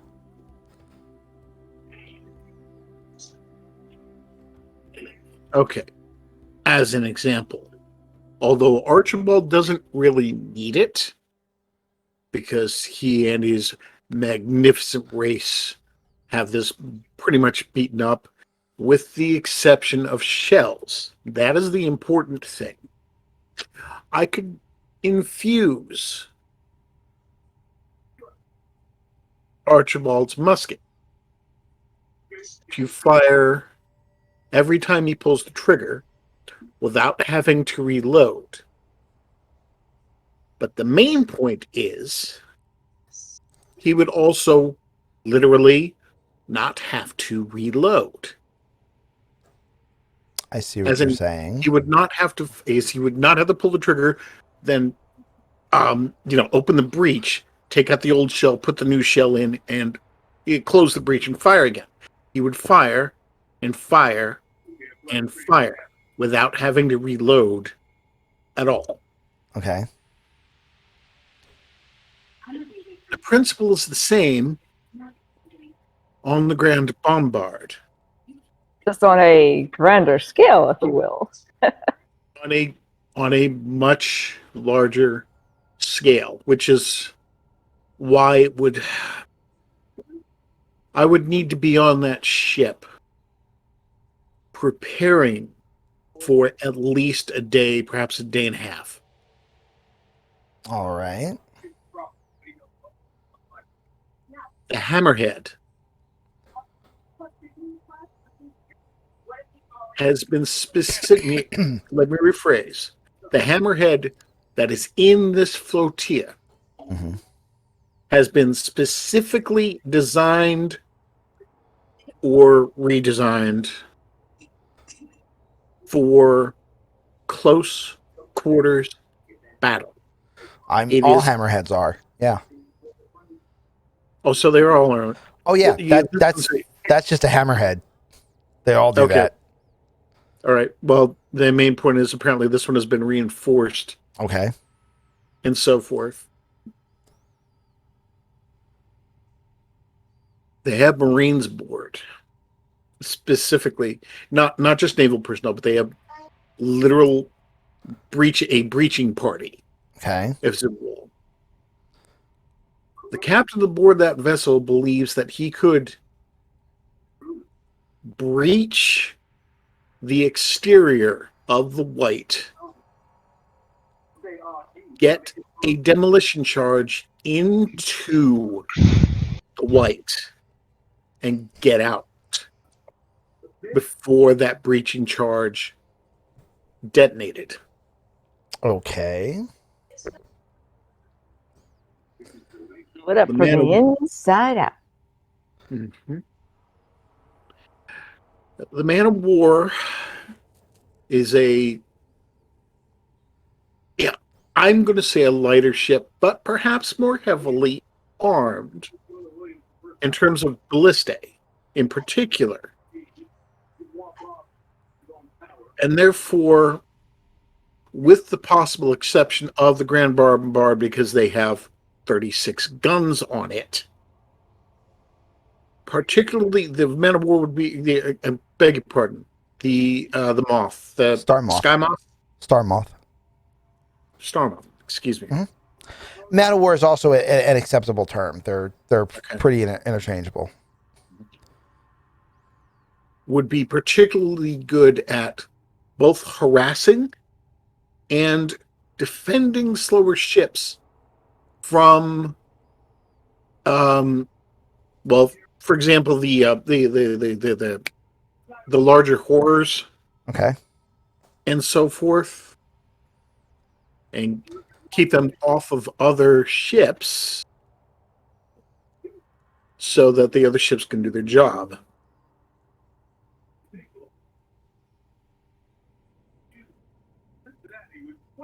Again, I'm not high strategy. I'm not a technician. I'm not military. Mm-hmm. But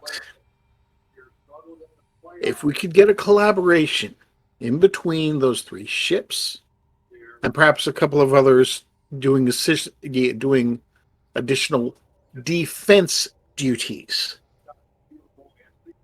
On one side of the Wight, you have the Grand Bombard pouring multiple shells, which incidentally, if I'm right about this, would save the GIF thousands of gold in ammunition charges. Okay. On the one side, you have the Grand Bombard pouring shell after shell after shell, either into the one side or perhaps over the top and along the dorsal. Mm-hmm. Dorsal's top, ventral's bottom. Correct. I think. Yes. Okay. Either on the one side or on the dorsal of the Wight. And in the meantime... And the Hammerhead breached the other side. the hammerhead breached the ventral. Having said that, there's something that we need to figure out a way to stealth the hammerhead. Well, the hammerhead wouldn't be able to breach the ventral because as soon as it entered the air well of the larger vessel's air well would supersede its.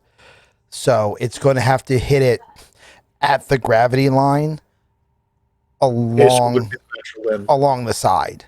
All right. So it would have to be then the grand bombard on one side. I mean, the bombard can shoot from any angle at once because it's not getting that close. But the hammerhead, because it's entering the other air well, it's going to have to do it, at a 1-to-1 level. That's what I was trying to do on camera. The main advantage there is the Githyanki captain has done it. Okay. I mean, he's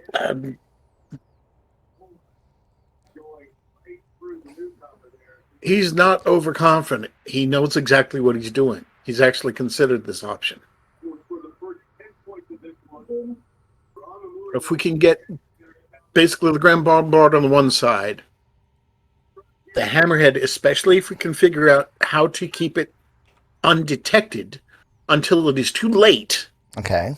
To have it breach, deliver the demo charge, and most importantly, get the hell out before it detonates. Okay. It might not be enough to completely destroy it, but I've got to think we'd be able to cripple it, at the very least.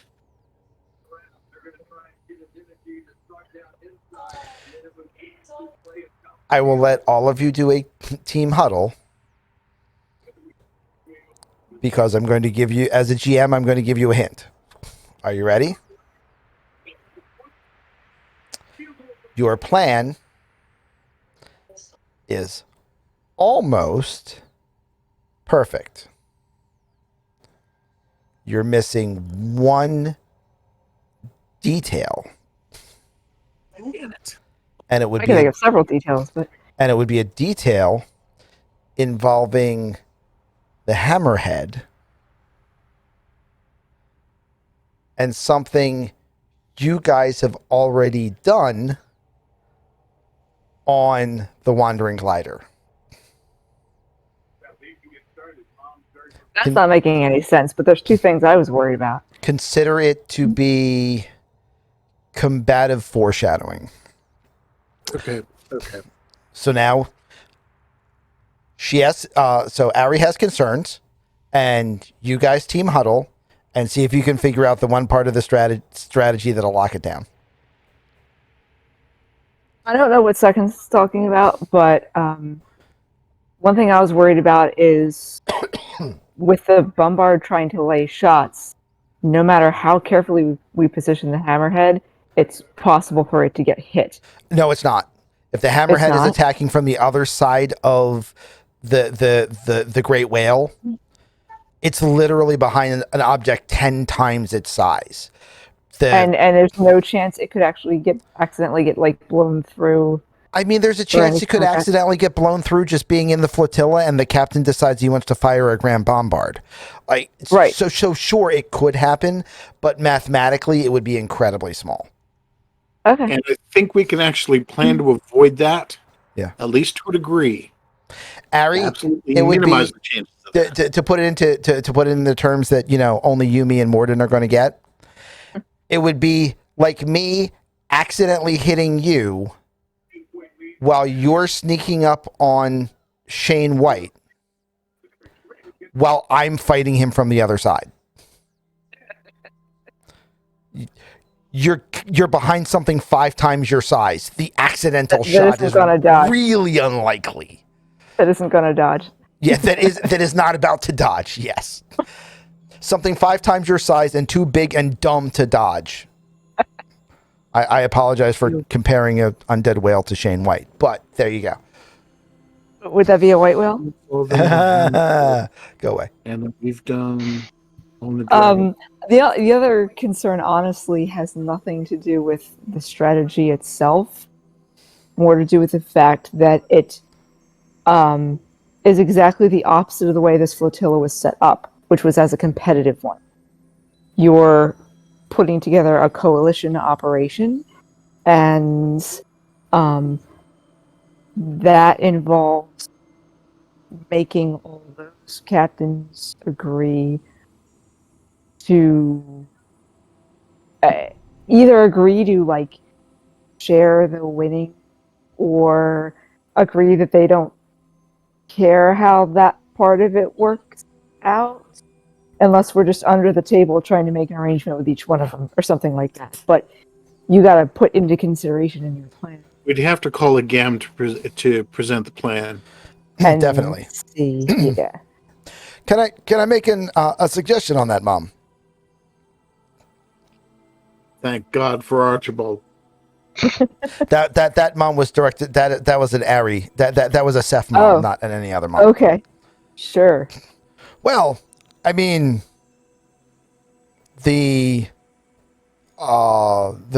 purse to the winning captain was going to be 500 gold sovereigns, correct? 5,000. Oh, was it 5,000? Okay. Yeah, it was 5K. All right. That it doesn't necessarily work as well. Well, because my point was going to be that depending on how much money the Emerald of the Grand Bombard is not firing, he may be willing to, especially if Gordon were not trying to, collect a portion of those of that saved income.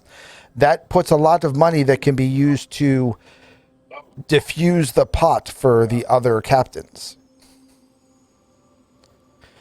If you're not firing 5 or 10,000 sovereigns worth of shells, then you have 5 or 10,000 sovereigns that you can put into a pool to appease everyone that is no longer having a chance to earn 5 or 10,000 sovereigns.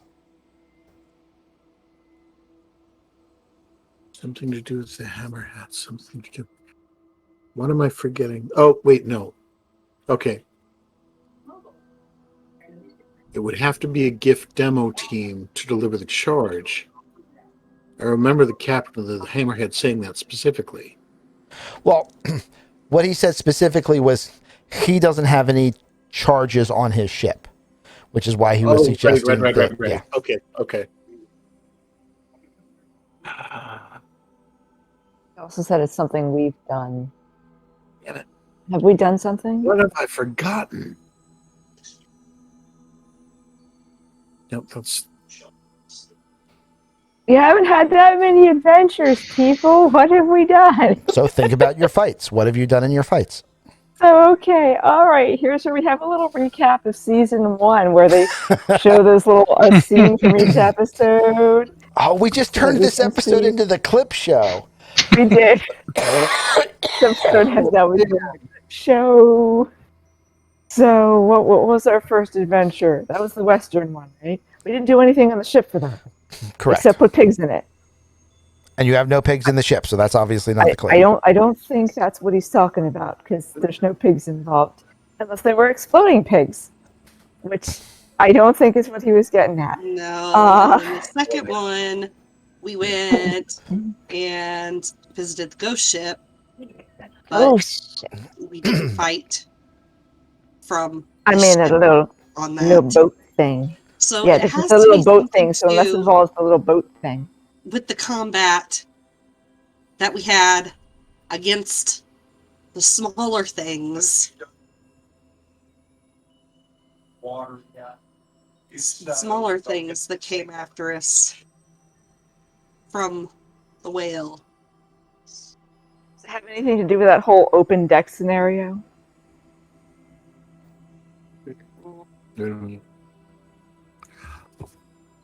Maybe that the Elven captain was just talking about the decks being open. Could that affect the ability of the strike team to get in and get out? Right. I mean, I would have thought that was already thought of when he said he could do that, but what do I know? The worst of it is, Okay. The GIF, or rather the Githyanki, deliver the demo charge. Something about...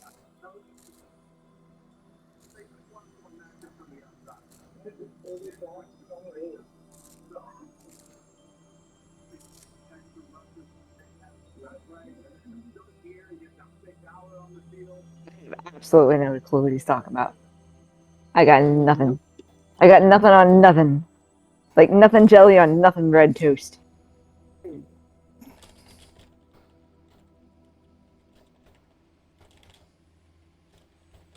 Let's see, About we the hammer. fought Okay. sharks. We fought. He said it was about the hammerhead and something we've done on the dragonfly. Mm-hmm. Or We have on fought on the we have regular- fought on the deck as individuals. We have fired its main weapon. We have we haven't really done any special maneuvering that I can remember. We did take on the eels and butcher them. What am I Maybe I would forgetting? have to do my plan.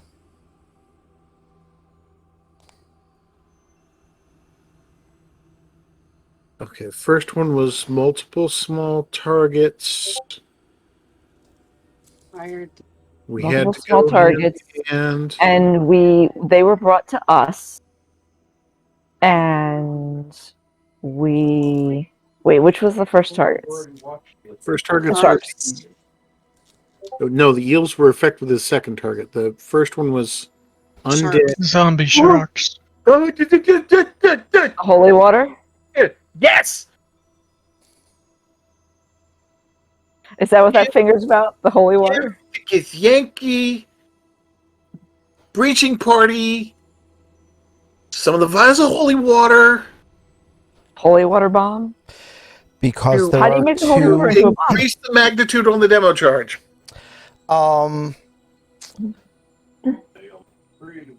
Can you make an Maeve. exploding a water balloon? Maeve, give me a actually anyone that is trained in religion, give me a religion check. Trained in religion. I think I'm the only one that's trained in religion. So you'll be the only one that can validate this. And you succeeded. There are two methods of making something a lich or a wight. Aha. Okay. And generally, a failed lich is also is within the second category and is often also referred to as a wight. Okay. And that is a true lich has a phylactery that it respawns at when it dies. A failed lich or a wight, and not all wights are failed liches, but they both follow the same rules, does not have a phylactery. It just has the ability to regenerate damage even after its death. We can undie. However, Yeah, so what how did do you we learn kill about you? the zombies and It should stop that their ability. and their resuscitation ability? Because it's the same mechanic. Right, it should stop that ability. Which should stop us from having to kill it again. Throats. We have to damage it past its hit points. And finish it off with a holy water grenade. Aha. We need a really big water balloon. Yeah. You need a really big water balloon, and Fill you with can holy kill water. a white whale. Oh, well, thank goodness we still have 72 vials of holy water. Mm-hmm. Yeah, we just need to make it an appropriate delivery device. Which we said each one counted as roughly a quart, which means you have 16 gallons of holy water. We just need to roll a 16-gallon barrel of holy water into the breach hole and then shoot it with a bombard and or something to that effect. Or pack it around some I think I saw this explosives. in a horror movie one time.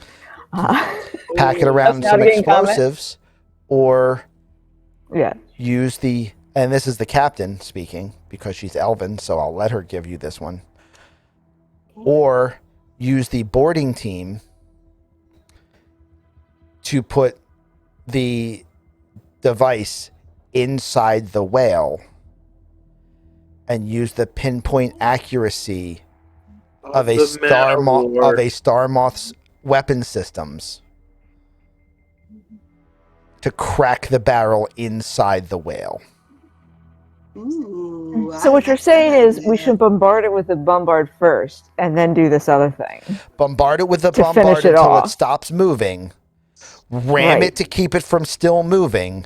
Drop Right. off the barrel, and the Right. instant it starts moving, have the star moth swoop in to finish it off. See, now that sounds like a plan. Sounds great. All right, let's call I'm a game. ashamed of myself that I didn't remember the holy water. I'm ashamed of myself. Oh, So, are we gonna go to the GAM or are we gonna stop there tonight? It is Only 10. 10. It would be surprising. We usually go for another hour. Oh yeah, well we're not done. We can still keep going, but you now have a plan, and now all you have to do is convince a whole bunch of captains that all want the glory of getting the final shot. That technically Go with a plan instead. that technically none of them will ever be able to get the final shot unless they all agree to do the job together. I think we gotta go back to the gift ship. Seth, Yo. are you feeling up to doing some smooth talking? Absolutely. All right. All right. It's time to go sweet talk some very oh man. British hippos. All right. So, where do you want to try to call a GAM? Do you want to talk to each captain individually, or are you going to tell them all the plan all at the same time on the whale ship? I think we need to see if the gift captain will go with Archibald's suggestion first, and then call a GAM on the whale ship. But that's What do you mean, my way of Archibald's thinking about it. suggestion? Archibald's suggestion was that perhaps Oh, the gift captain okay. might be willing to part with some money on the saved ammunition so we could try to reward He everybody. also has to let Gordon mess with his ship specifically, which Yeah. the plan doesn't require of any of the other ships or captains. So yeah, we should probably check that part with him first. Yeah. Okay. That's why I said be prepared to sweet talk. I am going to suggest that for that conversation, that one probably all comes from Gordon, mostly because Morden just gave him an advantage roll, and this way Yeah. Gordon can do the technical talking directly to the captain, and Right. then that'll be that persuasion check. And then Ari can take a deep breath and try to convince all of the individual blowhards to all become a collective blowhard to take out an undead blowhard. That was a lot of blowhards. A lot of blowhards. So, everybody The ready? big one, that being the whale. Here we go. All right. I'm not going to bother moving us over just for the conversation. Gordon, Yeah. you're in front Yes. of the you're in front of Admiral Admiral Samuels, I believe it Admiral is. I was Samuels. looking for the names. There's just too much written down. I can't find anything. It's a lot. This one was a lot. will Yes, be- Admiral Samuels of the Enderby. And I will begin by making sure the Admiral gets the strongest espresso. Go for it. So we do Doesn't that that first. give him +1 to his roll at least? He's already got advantage. Already got advantage. Let's just hope to God I don't screw it up. He's already got advantage in 3 fate points. True. And he also may have been made for this. And he also may have been made for this. I mean, just to say, Just think, you're gonna win. You're gonna win Hi. with your charisma. Anyway, All right. You're gonna win. Go win D&D, because buddy. You wanna play with the big gun. Think about playing with the big gun.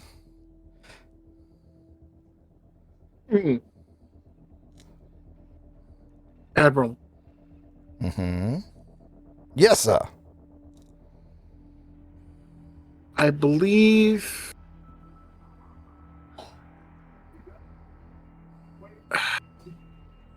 this is a theory. It is not proven fact or law yet. But I believe I have a theory to potentially make your vessel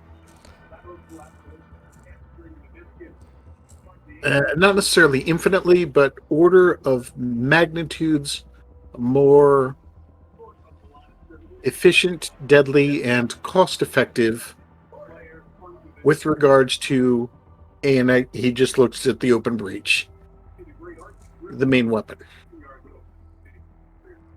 Well, I'm listening. I'm an artificer. Part of what I do is engineer solutions to increase efficiency. Currently, if I remember correctly, the Grand Bombard's main cannon requires 7 crew, including the firing crew. Mm-hmm. Something on the order of in between 12 and 18 seconds to load and fire a round. Depending on the quality of the crew, yes. Depending on the quality of the crew. If my theory is correct... Oh, I beg your pardon. Also, each of those shells costs something on the order of 1,000 gold per shell. Plus the explosives to ignite the charge and send it on its way. Yes.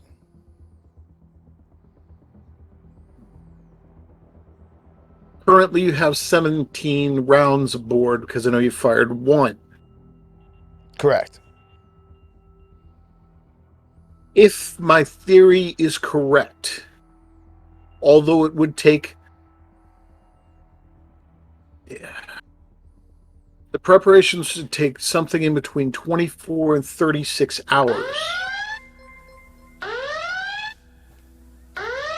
Potentially...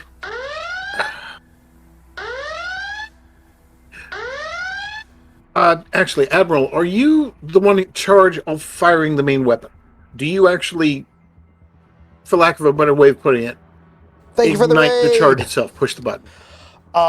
I generally do not. I generally allow my first officer to do it. But I can tell you for a fact that if this is a thing that's going to happen, it's going to be me pulling the trigger. Sir, in your current career, at this point I'm gesturing toward his musket.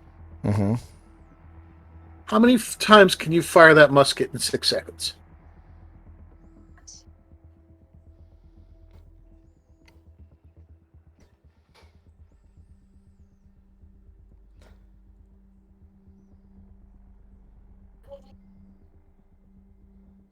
You second has to look it up.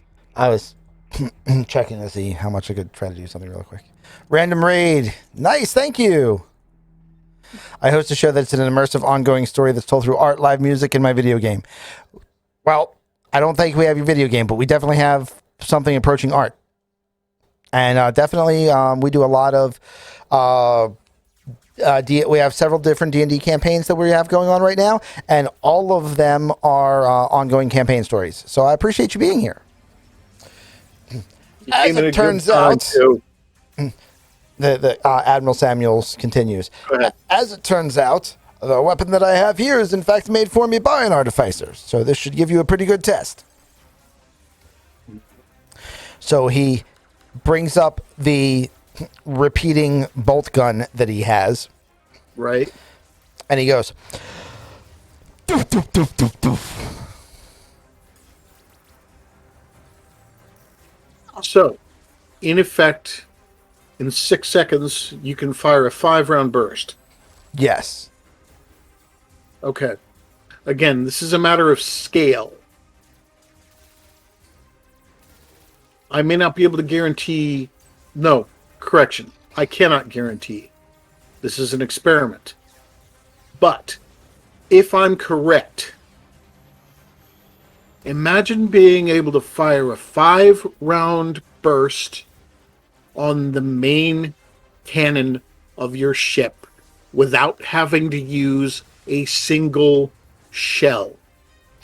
So, if I understand your suggestion correctly, young man, you are asking that a GIF admiral in command of a Grand Bombard allow a journeyman artificer to tinker with a racial relic that has been in the field for multiple centuries in an attempt to improve the firepower of that massive weapon. I realize how incredibly ridiculous it sounds. Persuasion roll, and you do have advantage. And you had better believe I'm going to be using that build for this. Oh, you know what? One of them Stream Loops cards, I'm going to cheat like a son of a bitch. You know what's going to happen, kids. We cannot afford this. I cannot afford. Are you playing a bullseye? Wait a minute. Or are you just playing a bonus? I mean, you already have advantage and a +1 and a plus. I was born for this. Roll first, cheat after. And since you already have Morton has advantage, you have the ability to use a fate point to reuse the advantage, don't you? Yep. You know. Okay, so here we go. Roll first, cheat after. Morton says. Oh, good lord. Go for it. With advantage. Please, for the love of God, do this thing. It's a good roll. All right. And I'm adding a D4 to that. Mm-hmm. 17, 18, just in case. Okay. Make it D4 was that. all told. So you have 21. Do you want to keep the 21, or do you want to spend a fate point hoping that you can roll a 19 or a 20? Because that's the only way you can actually improve your roll. What D4 was that? That was for his ability called I Was Born for This. Did you use your blessing? That's more accurately, but yeah. Did you use your blessing? You also have your blessing from the fallen god. None You of can you add have another used those D4. yet. That gives me another what? D4? That was Another D4. That was a D4 that you can use once to any roll, even after you know the result. Right. And you're already starting with a 17. A reroll is not likely to get better than that. You know, I didn't think I was ever going to use it, but I think I'll try and use the Fallen God boost. Go for it. Here it comes. Give me that 4. Okay, we're up to 23. Okay. I'm going to spend a fate point. Do I still stay on advantage on the roll? Yes. I will spend a fate point. We'll see if we can get the 19 or 20. Okay. Because you know you have at least a 23. Okay, we do not. Didn't. We're at 23. So you have a 23. Is 23 enough? It's usually enough. I mean, we are talking about offering to make the gun boom even boomier. I mean... Okay. So, is there any other modifiers anybody else wants to put in? Any +1s from chat or from other cards? Let's see. Do I have... Or is this where we are? Let me see. Because I'm going to let you finish doing everything that you're doing, and then I will give you a result. Oh, heck, I'll add one more one. Yeah, so am I. I have a few. Morden added a +1, and then there was a +1 loot card, so that's a 25. Okay. Well, yeah, I threw in a loot card, so that's 24. Morden gave me 125. Mm-hmm. I did one. I really don't want to cheat any So that's more than 26. that. Okay, That 26. breaks 25. I don't think we can get like another category better than I don't. Do you think it's enough? Are you going to stick and stay with 25 or 26? We're suddenly playing blackjack. We are. We're playing blackjack with a 10-ton cannon. Sounds about right. Oh, sorry, with a cannon that fires 10-ton shells. There you go. There's another one. And the 27. shells as big as trees. Community bonuses. Oh yeah.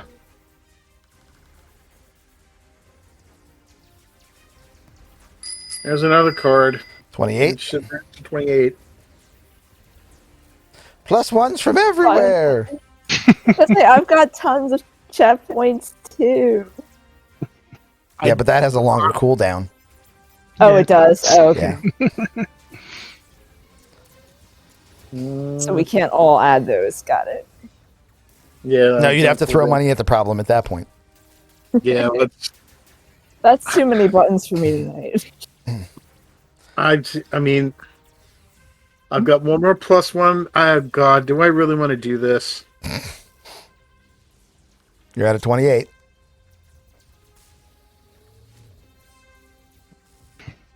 All right.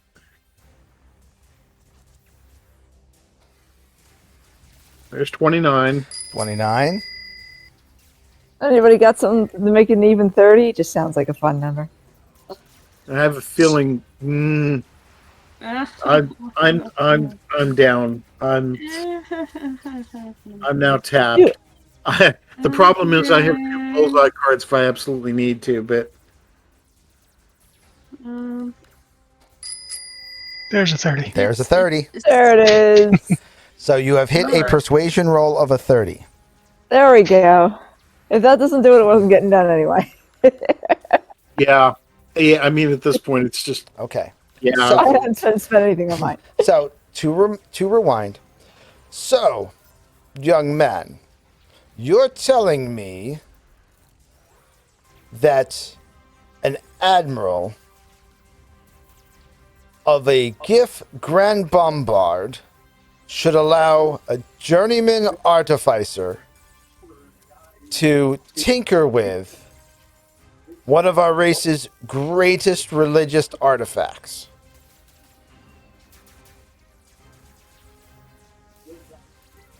As ridiculous as it sounds, yes, sir. With the objective of greatly magnifying that relic's power, which would in turn greatly assist us with our odyssey here. And you would be the admiral that I'm trying to figure out how to put this.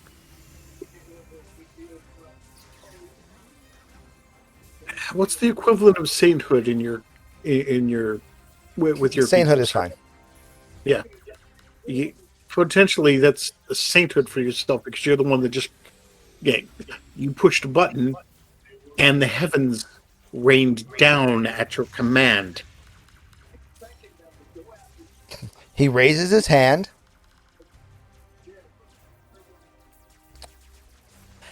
And claps you on the shoulder and says, "Good show. That's the way to think. I am 100% behind this idea." Well, he can only. You made me sweat for that, boy. Yep. Dang. That's what I do. But right. I mean, a 30? Come on. And just as a reminder, Uh-huh. this is also, and again, this is if it works. Should work. You're at least in terms of this engagement. You would save 17,000 plus in supplies. I mean, potentially, yes.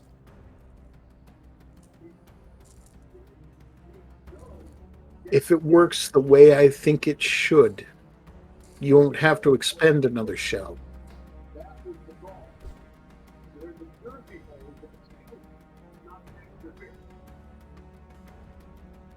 Having said that, Mm-hmm. that is only part of the plan. Having said that, however, Admiral, you have my thanks. Let's make some history. All right. So there was the first insane roll. Yeah. Do you want to ask him about the other part? Get the money. Oh, While you've Yeah, got I- 30 on persuasion. Well, I mean, As- technically, that roll was used on that roll, but so basically, you want him to. What do you want? What do you want him to do? it would be a matter of, could he forego a share of the cash for, again, potential sainthood? No, it's will he throw in so the rest will agree to go with his Saving plea? on the ammunition. Yeah, I'm sorry, guys. I'm fading at this point. Okay. I've gone about It's- as far as I can go in my head. It was. mackerel. It was. Will he agree that whatever he saves on the ammunition, he will throw into a pool to split amongst the captains, so that they Right. can all try to get a share. Right. So the main point would be he's not losing anything, at least in the Right. in his main expenses. Okay. Because let's face it, that's his main expenses. But yeah, without question. Give me one more persuasion check with advantage, because in for a penny, in for a pound. In for a penny, in for a pound. Here we go. I really need this to go off. Got a card for that. Probably. It's No, not okay, enough. that's good enough. He will agree. 2 fate points, not 21. Thank you. He will agree that any amount that he is that he saves on ammunition in the concurring blast, he will put into a pool for the other 8 captains to draw from.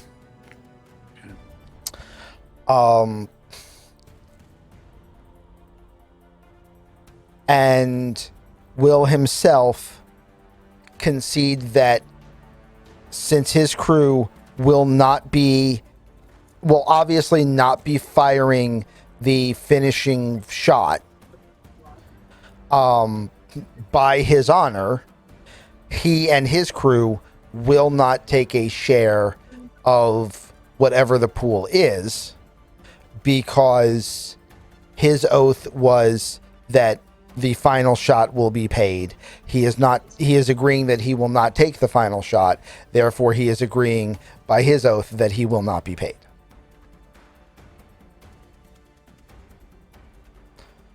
Second, can I go ahead and throw a card at Airy for the Yep. for the what did we call the gathering of captains? A gam. Yeah. Gam. Yeah. And Let's- yeah, at this point, I have to go over a couple of details with the Admiral real quick, but the main point. Oh, yep, there it is. There's the bullseye. There's the bullseye card. So Ari has, no pressure. She rolled a Yeah. 20. I rolled a 20. You rolled a Thank 20. you. You're welcome. Yeah, no, I have to. I think I have to make a little bit of a side deal with the Admiral on this, since he's going to effectively make it possible for this thing to end. Mhm. This is, of course, assuming the GAM goes off, but now the GAM should go off. But it was going to be a temporary engagement, and then we would have to bring the infusion back down. He is given. I will give. If this works, I will permanently lose the infusion. So the Enderby. Enderby, yep. If this works, I will permanently lose the infusion in perpetuity. So basically, until I'm dead, Right. that thing has the gift motion gun. Well, Wasn't it? well. Let's make sure that it works first, and we'll discuss anything. Yes. We'll discuss perpetuities once we have, ended the perpetuity of something else. Right.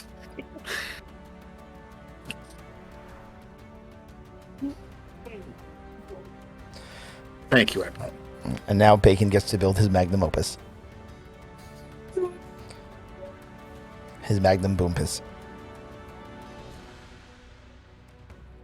Boomy! All right. And now Ari, again, I'm not going to bother moving the characters.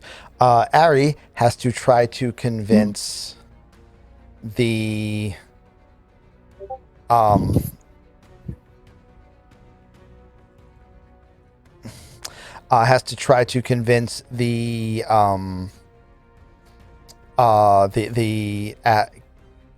captain who called the flotilla in the first place, and the other captains to agree to a group effort where they will where they all agree to equal splits of the loot in exchange for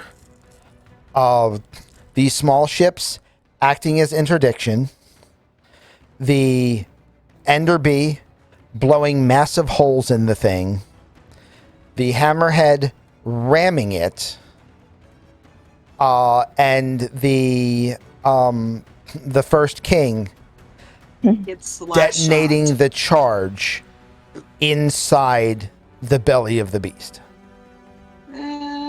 Charge that was provided by us because we're creating the Yes. Yes. holy bomb. water. Yes.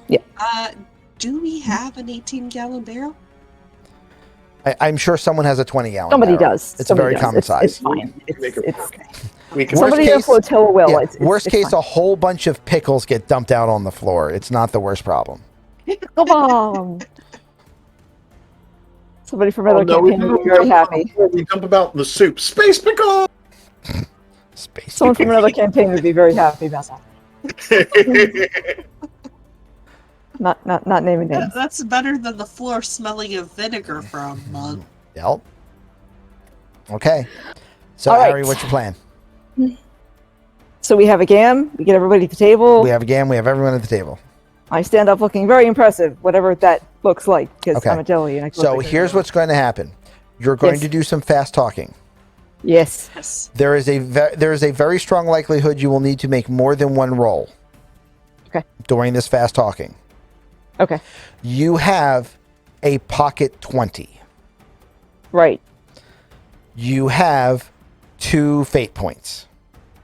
Right. Those are the tools that you have to Right. overcome objections. Okay. You have 2 pocket 20s You know I'm getting Two involved. pocket 20s and 2 fate points and 2 fate points. that you There can you call go. at any point to overcome the objections of captains if I tell you to roll, and then your roll is and then you roll poorly. Right. I said, plus I have the ability to roll anyway Yes. and see if I just get lucky and don't have to use any of them. Yeah. exactly. Exactly. Okay. Okay. So and you know what? Let's go ahead and go to the whale ship. Why not? Let's get all of our captains together. Because all of our captains are together. It'll be the last time we see all the captains together. I mean, that much is certain.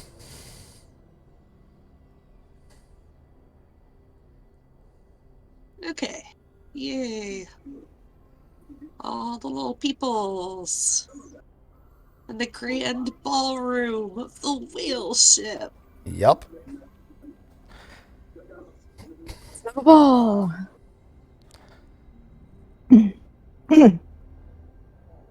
coming on deck.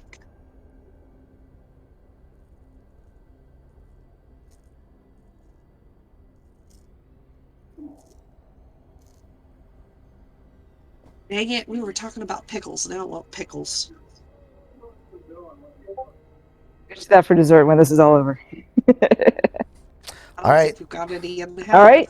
Yep. It is your show whenever you are ready.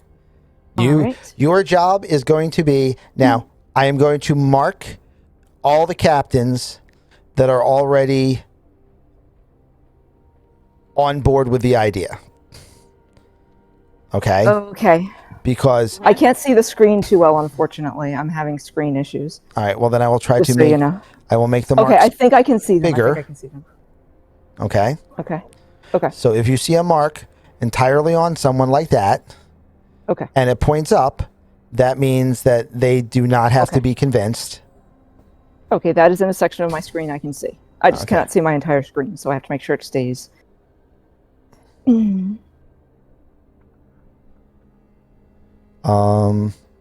Yeah, and that's all you actually have at the moment. Wait, where's oh, let me bring Gordon and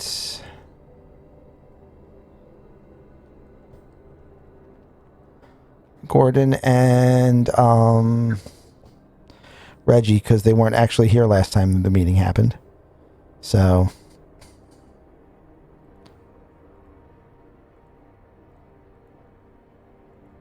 I mean, it kind of looks cheating to put all those marks on there when we only count as one ship.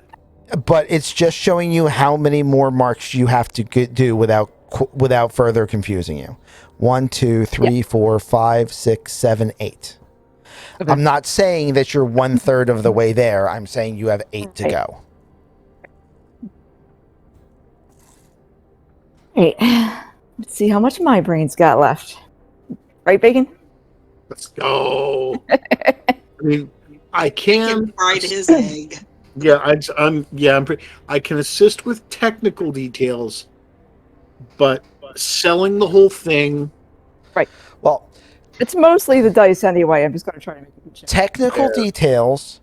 Also, any other crew member that makes specific points to the specific captain that she is trying to influence at that moment, that I feel is specifically valid to that captain, Right. can give advantage.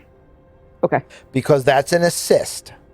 You don't have to Right, I have was the gonna say, good you can do an roll. assist. You have to go, for example, if you didn't already have Admiral Samuels, in the midst of trying to explain this to Admiral Samuels, someone going, "Now come on, Admiral.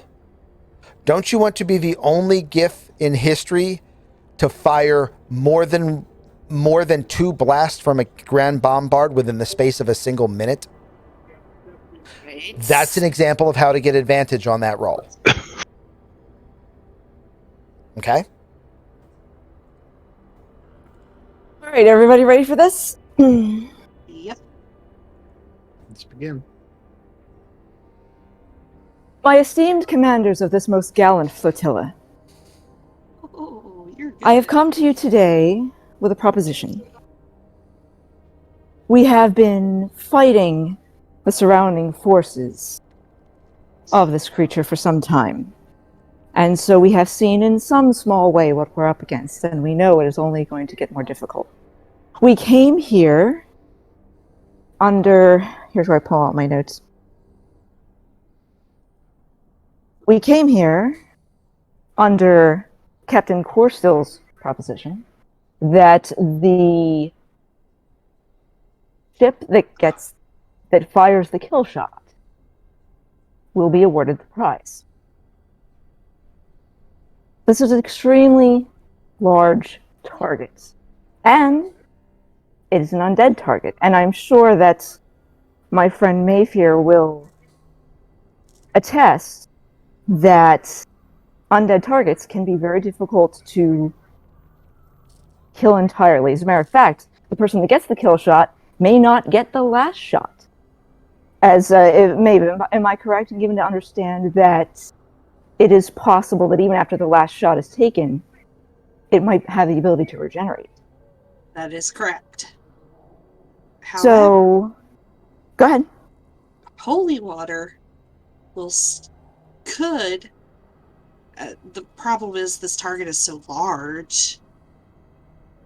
Stop this regeneration. With our plan, if we put holy water inside the whale, it should most definitely stop the regeneration. My However, position, thus, is this. Rather than each of our ships trying to take the chance of getting the final shot with, at the same time, gambling with the lives of its crewmates, we've already seen casualties in this. My dear commanders, we have a plan, as Maeve just suggested, that will not only guarantee that we, as the flotilla, can manage to take the last shot and keep it, and in that sense, it also, of course, not only accomplishes this, but reduces additional dangers to our crews. Hold on a second. Mm-hmm.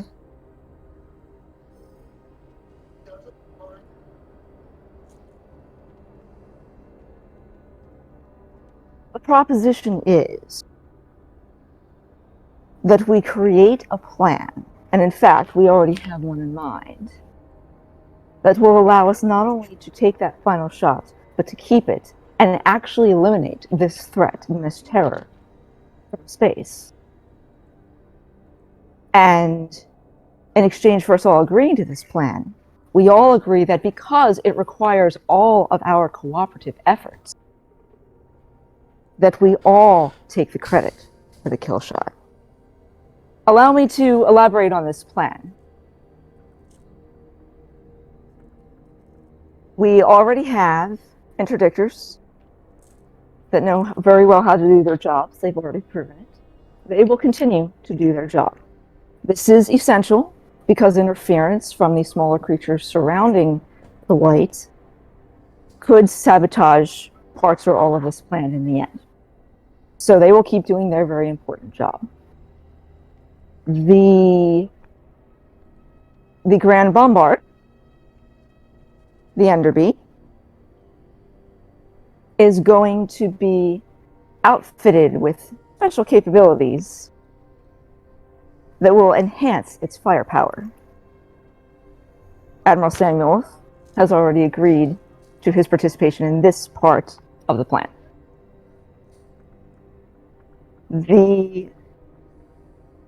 This will severely weaken the creature, at which point the Hammerhead, I know I have its name too. Can't read Bachelor? The Bachelor. The Bachelor? Yeah.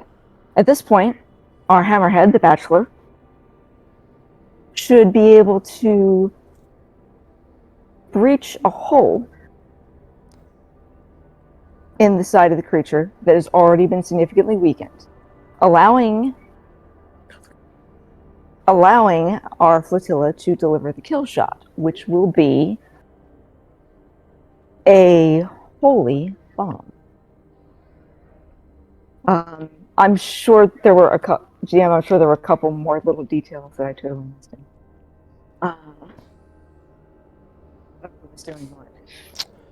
So The Man of War? yeah, the Man of War takes Yes. the shot. And yes, that the holy bomb is going to be delivered by the Man of War, right? That was what it was? Yes. No, Holy Bomb No. delivered by the Hammerhead. Actually, Hammerhead gets out, And then Okay. and then, and gets then the shot by Man of the Man War of War. sets off. Right. So the Hammerhead will breach the side of the creature, deposits our holy weapon, which will then be triggered by the exquisite precision of the firepower of the First King. This is our proposition for a plan. But as you can see, this plan requires the cooperation of everyone. And everyone will benefit from it by it being a quicker, leaner attack that causes fewer casualties, that will eliminate this creature from space, and will stop it from regenerating, thus guarantee that our kill shot remains valid. The Captain Banathil of the Tanhau, the Hidozi, speaks up and says, "So, what you're asking me and my ship to do is to not be part of the final kill so that we are guaranteed nothing for this encounter." You forgot a bit about the money. I did mention about the money.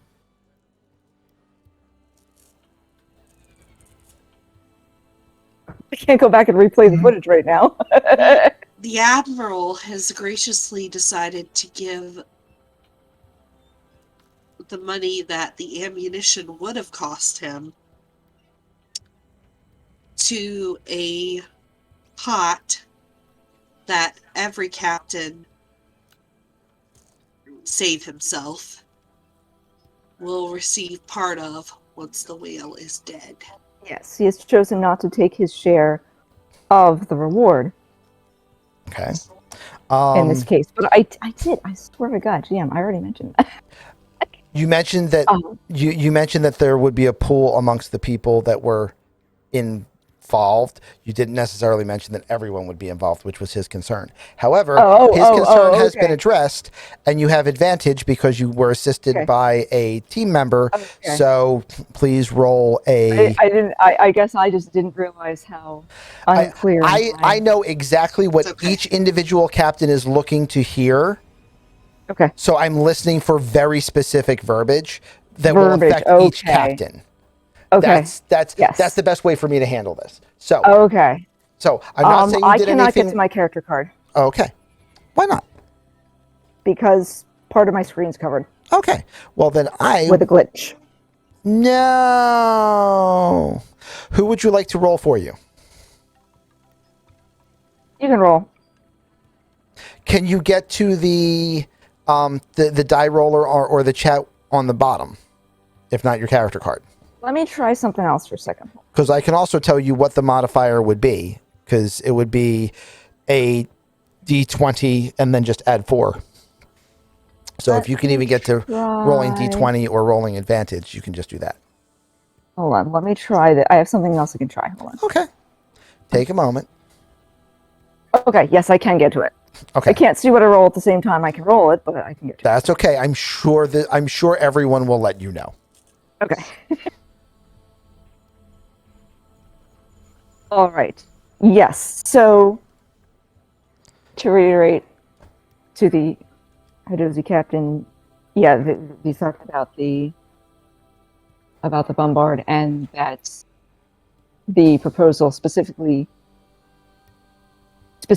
requests that since everyone has a vital role to play in this plan, that the reward previously offered should be split among everyone, with the understanding that Admiral Samuels has already guaranteed not to take a cut. Right. So it'll be the pool divided by 9. He's added yes. Got it. 15,000 more. Yep. Okay. All right, here's the roll. You said with advantage? No. Roll normally, right? No, with advantage, because a teammate assisted in the persuasion. Okay. Here we go. It's 20,000 gold amongst 7 ships. That is a 19, which is far more than he needed. So he's on board. Okay. Now let's see how this is going to work. Okay. Proceed. Okay.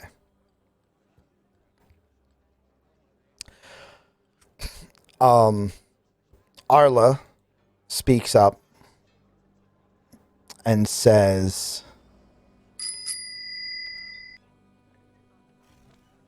"Yeah, and you have a +1 on the next die roll as well." Okay, thank you. From Morden. Arla speaks up and says, I'm a warrior. I am not one who is knowledgeable about the undead. What proof do we have that this attack this combined forces attack that you wish to do gives a greater chance of us slaying the monster than simply bringing the weapons of an aesthetic to bear. I will. Somebody like to go get me an undead shark so I I can was gonna shove say, some you holy all water down fought its gut? those. What were the sharks called? Scavers. You all fought the scavers, did you not? Yes. Everybody nods. Everybody nods. Did you have to kill them more than once? Everybody nods. Did any of you happen to try attacking them with holy water? Hey, culprit. You see, actually, Captain Melee from the Star Maiden, actually, puts her hand out on the table and said, as a ship full of elves, I can guarantee you that we used divine magic when fighting ours, and that was the reason why only one time did we have to put one down more than once. If this is an undead being which is powered similar to the creatures that have lived in its own wake, I believe that this is correct. I can actually step up at this point. Captain, we have a 16-gallon container of holy water, which is what would be inserted by the Bachelor Breach team and then sniped by the First King. That would be internal of the Wight, and therefore impossible for it to avoid.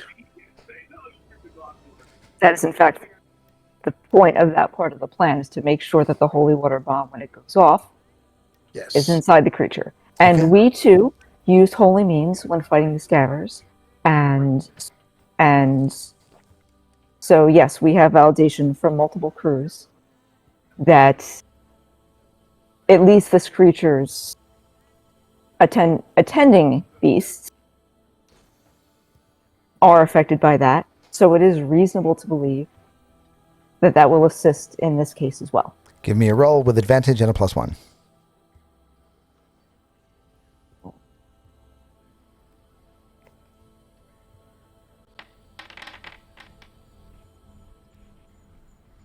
$21. Actually, 22, because the 22? 21 plus one is Yep. on that. She's in. Thank you.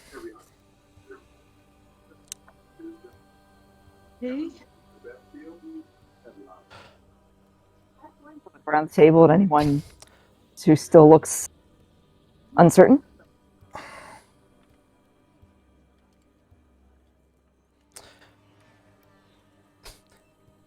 Calligraph is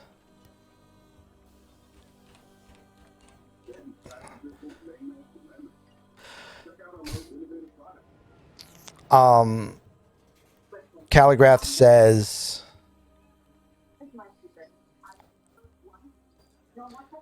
your idea is sound in a perfect world. It lacks any tried methodology that can demonstrate that this will not simply get multiple ships destroyed. If I am coming at the whale from its offside, there will be no interdictors in the way who can protect us if anything comes after us.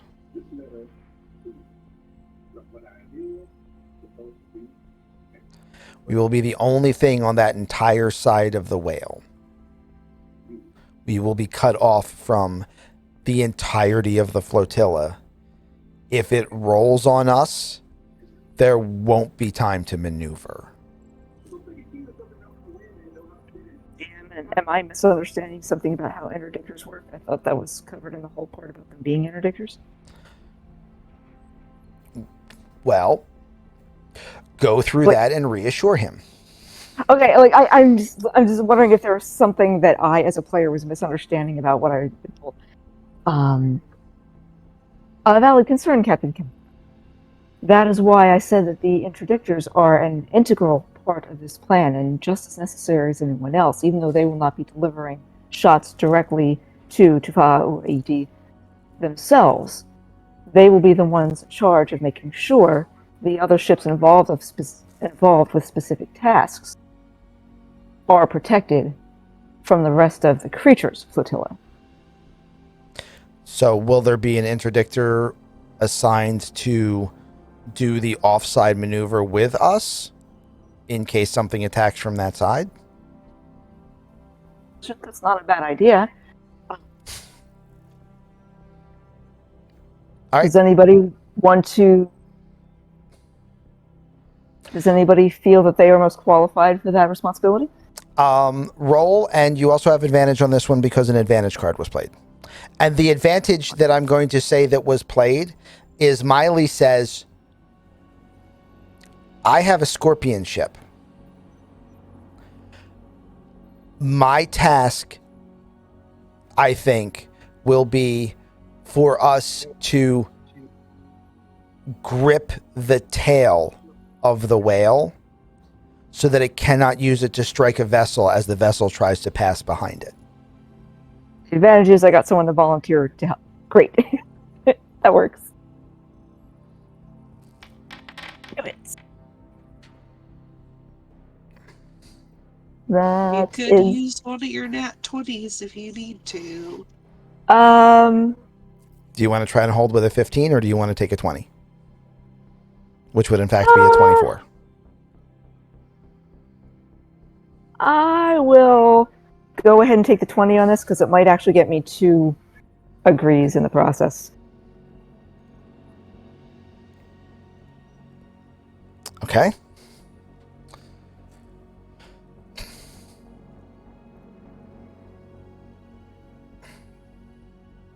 The Tim's important.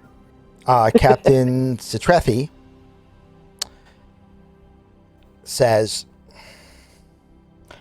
so, as I understand this, you're asking me to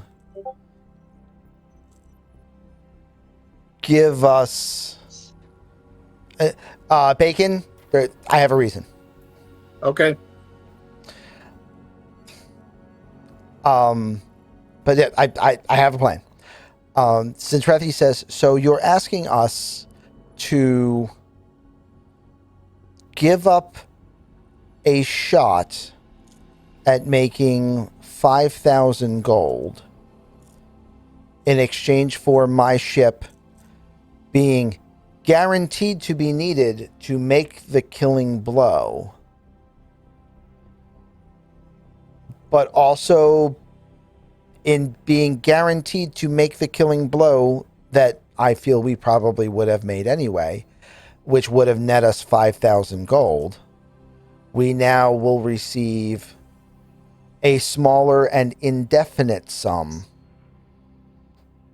in exchange for making sure we do the thing that we could have gotten 5,000 gold for. GM, the one note I didn't take was the name of an empire. I know it's there. Xarxus. What's that? The Xarxian Empire. The Xarxian Empire. Because you said it a million times. The Empire of Xarxus / the Xarxian Empire. Oh. Yes, indeed, Captain. The Xarxian Empire will indeed be able to still claim the glory of the kill shot, which I imagine to the Xarxian Empire will be the more important sum. Roll.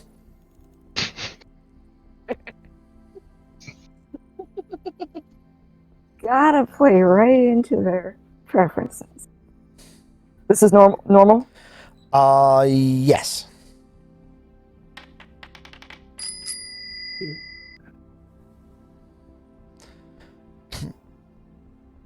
So that was a 17 and a +1 and some other things. And okay, yeah.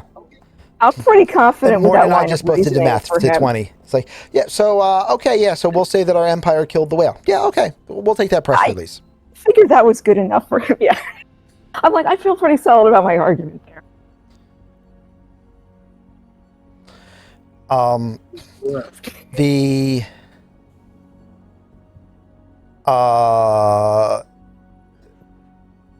The Pluvian captain, or sorry, the plasmoid captain, Captain Pluvy, Yes. says,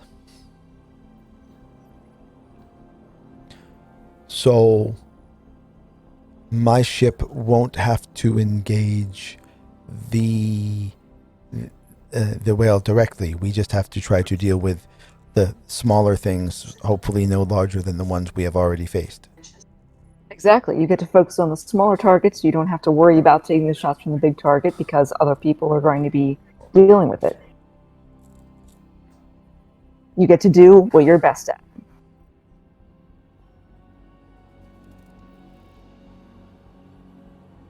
Nobody else has said anything, so roll. I was waiting to see if anybody would give you an advantage. Not a problem. I got nothing. Okay. Nope. I am going to say that he is angled but not fully swayed, so we'll do That's fine. a little tiny up for him.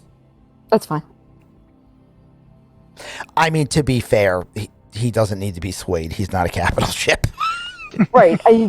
This is all about creating momentum. That's why I'm using bonuses early if they're needed. Yep. No, I get it. Yeah. We still have one. There's a peer pressure thing eventually. You still have what? We still have one pocket 20 in the books, right? Correct. Yep. And she has not spent any of her fate points. Yeah. Well, I would save those for hopefully not this. Yeah. But if necessary, I'll just buy you a fate point. I've got enough channel points. And so Captain Lancaster says, so what happens after?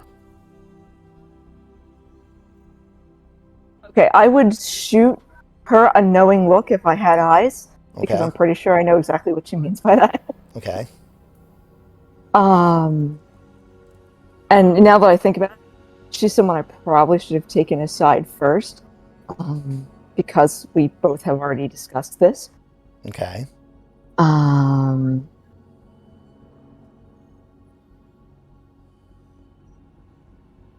So,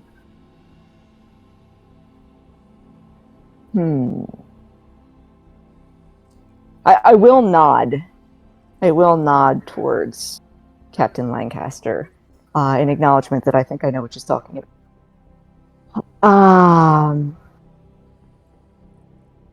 Why do you know what she's talking about? Because I'm lost. Because we've already discussed it.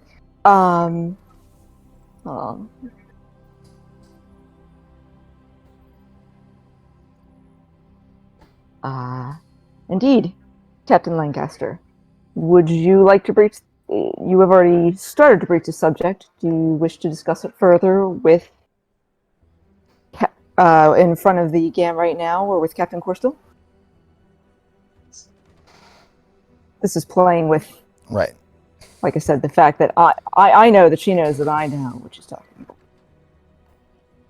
But I don't want to call her out either.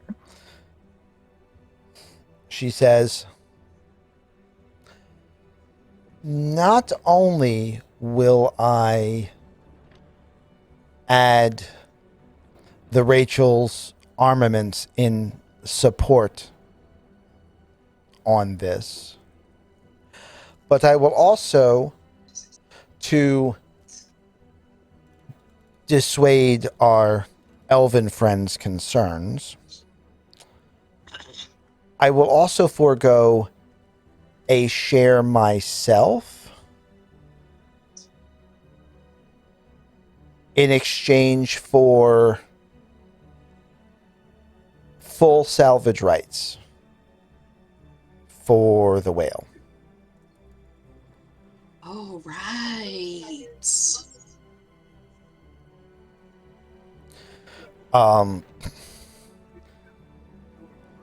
To which Admiral Samuelson goes, well, that could easily be 100,000 gold sovereigns or more. To which Captain Lancaster goes, sure. A year from now, when my crew's done cleaning it. Exactly. And I'm not going to chase all of you through all of known space trying to pay you a portion of what we might or might not make on it a year from now after my crew spends that year cleaning it and finding a buyer. Salvage is only valuable to those who know how to properly salvage it.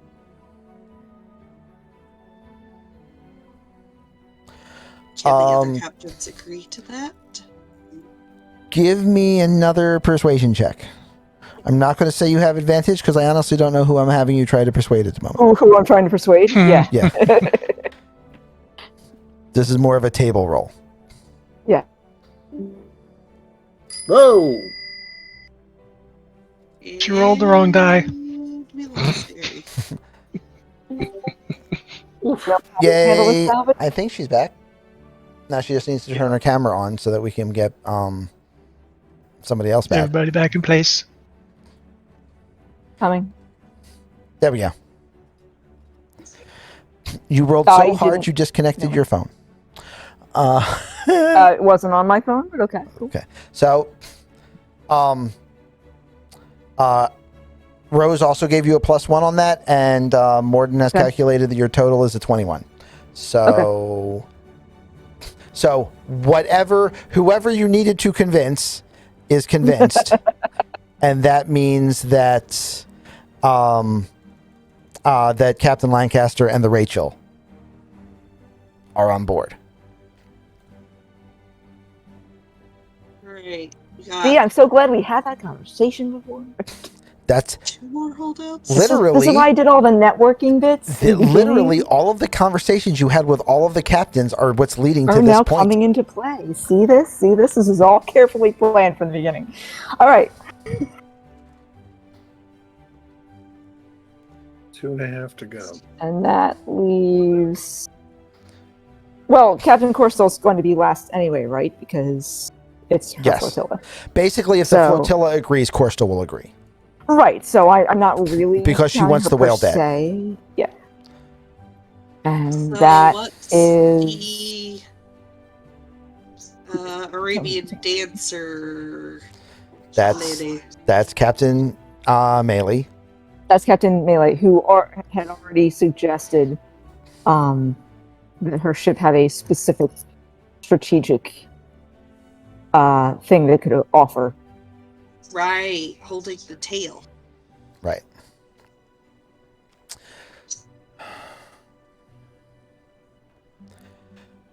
My concern is, and this is why she didn't, when she made the offer before, Bacon, that she wasn't immediately included.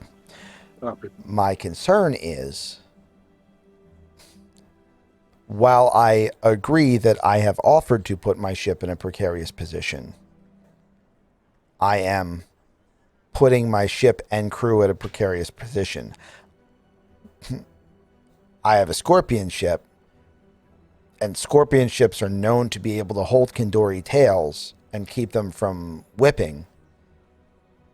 But we've never faced a Kandori this size. There is the possibility that if something goes terribly wrong, I could be out far more than the value of this allotment pool, because if that clamp doesn't hold right, my ship will be ripped apart by that tail.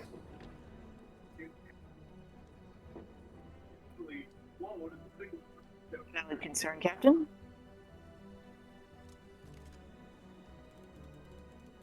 Does anyone have any knowledge that might assist Captain Melee in the situation?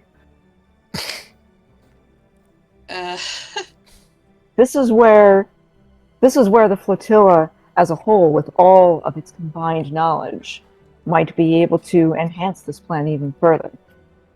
In this case, specifically to help Captain Melee.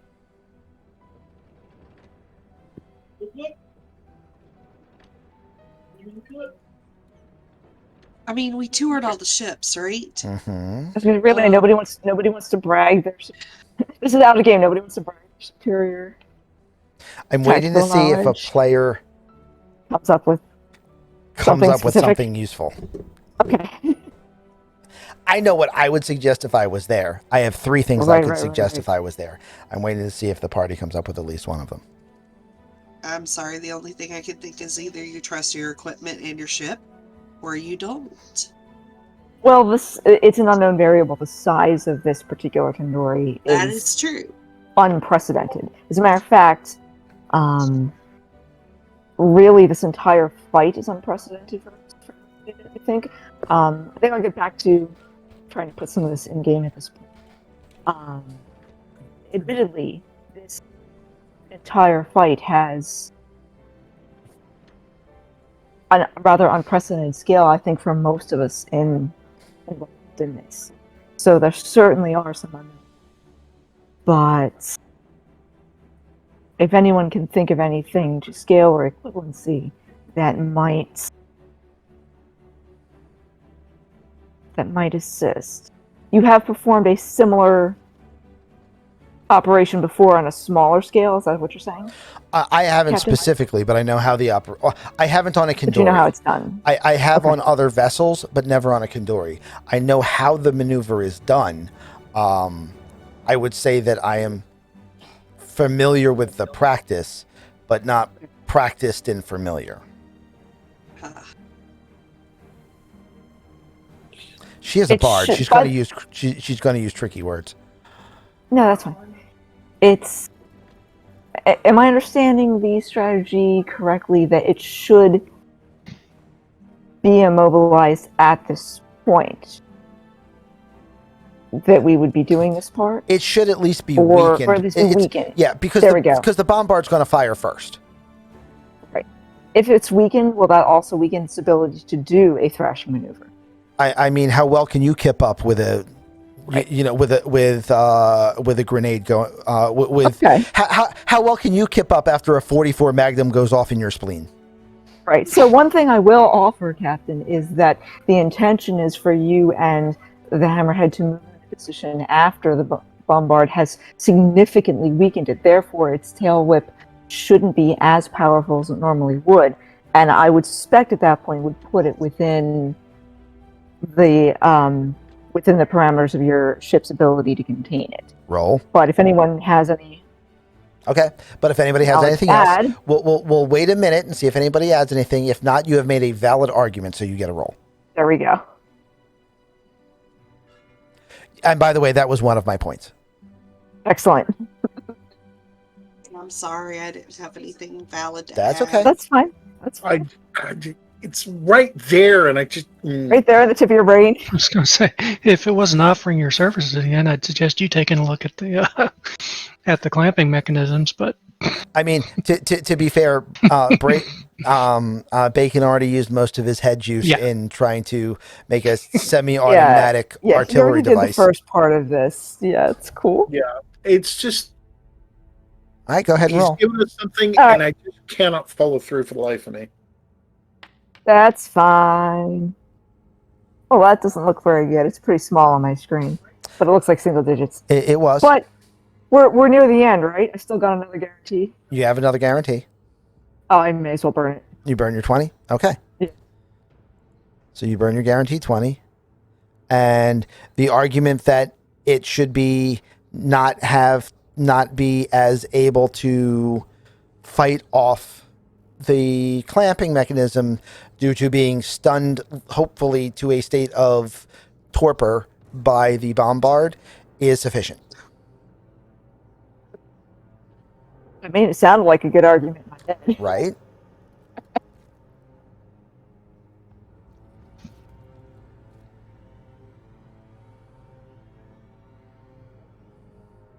So what do we got left? Um, Captain Pluvy still looks a little uncertain. my biggest concern is we are still uncertain that we have even cleared all of the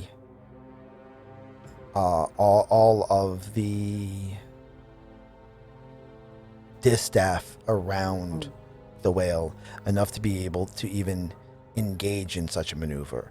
What happens if we move in to attack, and at the point that we do attack, some unknown additional force expels itself from the beast? That's definitely a good point, Captain Pluvy. What had been the plan prior to this? I mean, I don't necessarily think it's inadvisable to have a little more scouting done. I'm certainly not against having a little more scouting done. If no one else thinks that's going to jeopardize their ability to perform this operation. We were originally trying to draw off as much of its accompaniment as we could before we went in. There is no point at which we will be absolutely certain that it won't have more tricks up its, well, it doesn't have sleeves, but you get my drift. However... To which Captain Corsel responds with, literally, the only other plan that we had was to continue to put our piloting ships at risk by having them continue to just draw ships off of it back to the flotilla anyway. Which which I will remind you, Captain Pluvy, you are in one of those ships.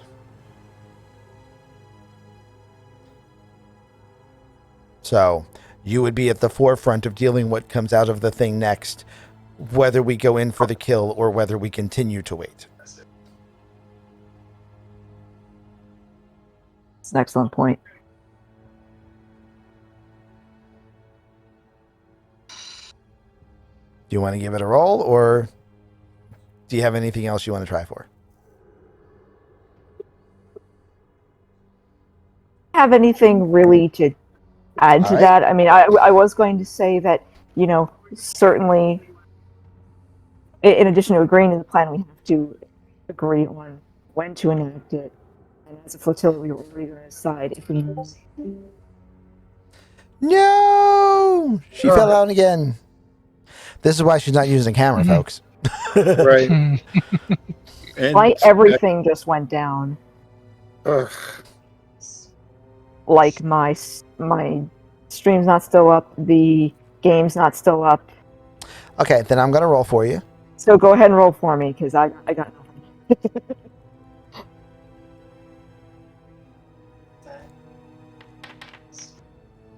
And that roll is a 20. Okay, there we go. So that is sufficient. Okay. And since the entire flotilla is in agreement, that means that Captain Corstal also agrees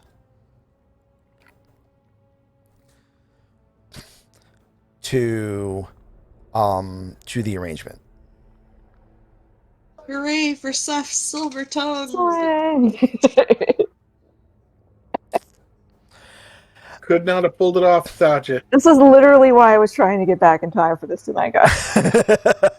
Because I knew that this had to get done, and that it was going to be a thing, and it's my job. And that means also you're going to want to watch the VOD at some point, because you guys learned some major story beats, not for like the next segment, but for stuff later and for just Spelljammer in general. And also because there's some information about the other ships that you may go used car shopping for. So Yeah, Yeah, totally want that. There Okay. have been ideas. Oh so dear. Love it, love it. this means that the entire flotilla, who were all in this as greedy little bastards for each other, are all agreed to make one unified attack on the Wight Whale. Yay! This is gonna be sick. This also means you have all just passed a milestone and have leveled up. Woot!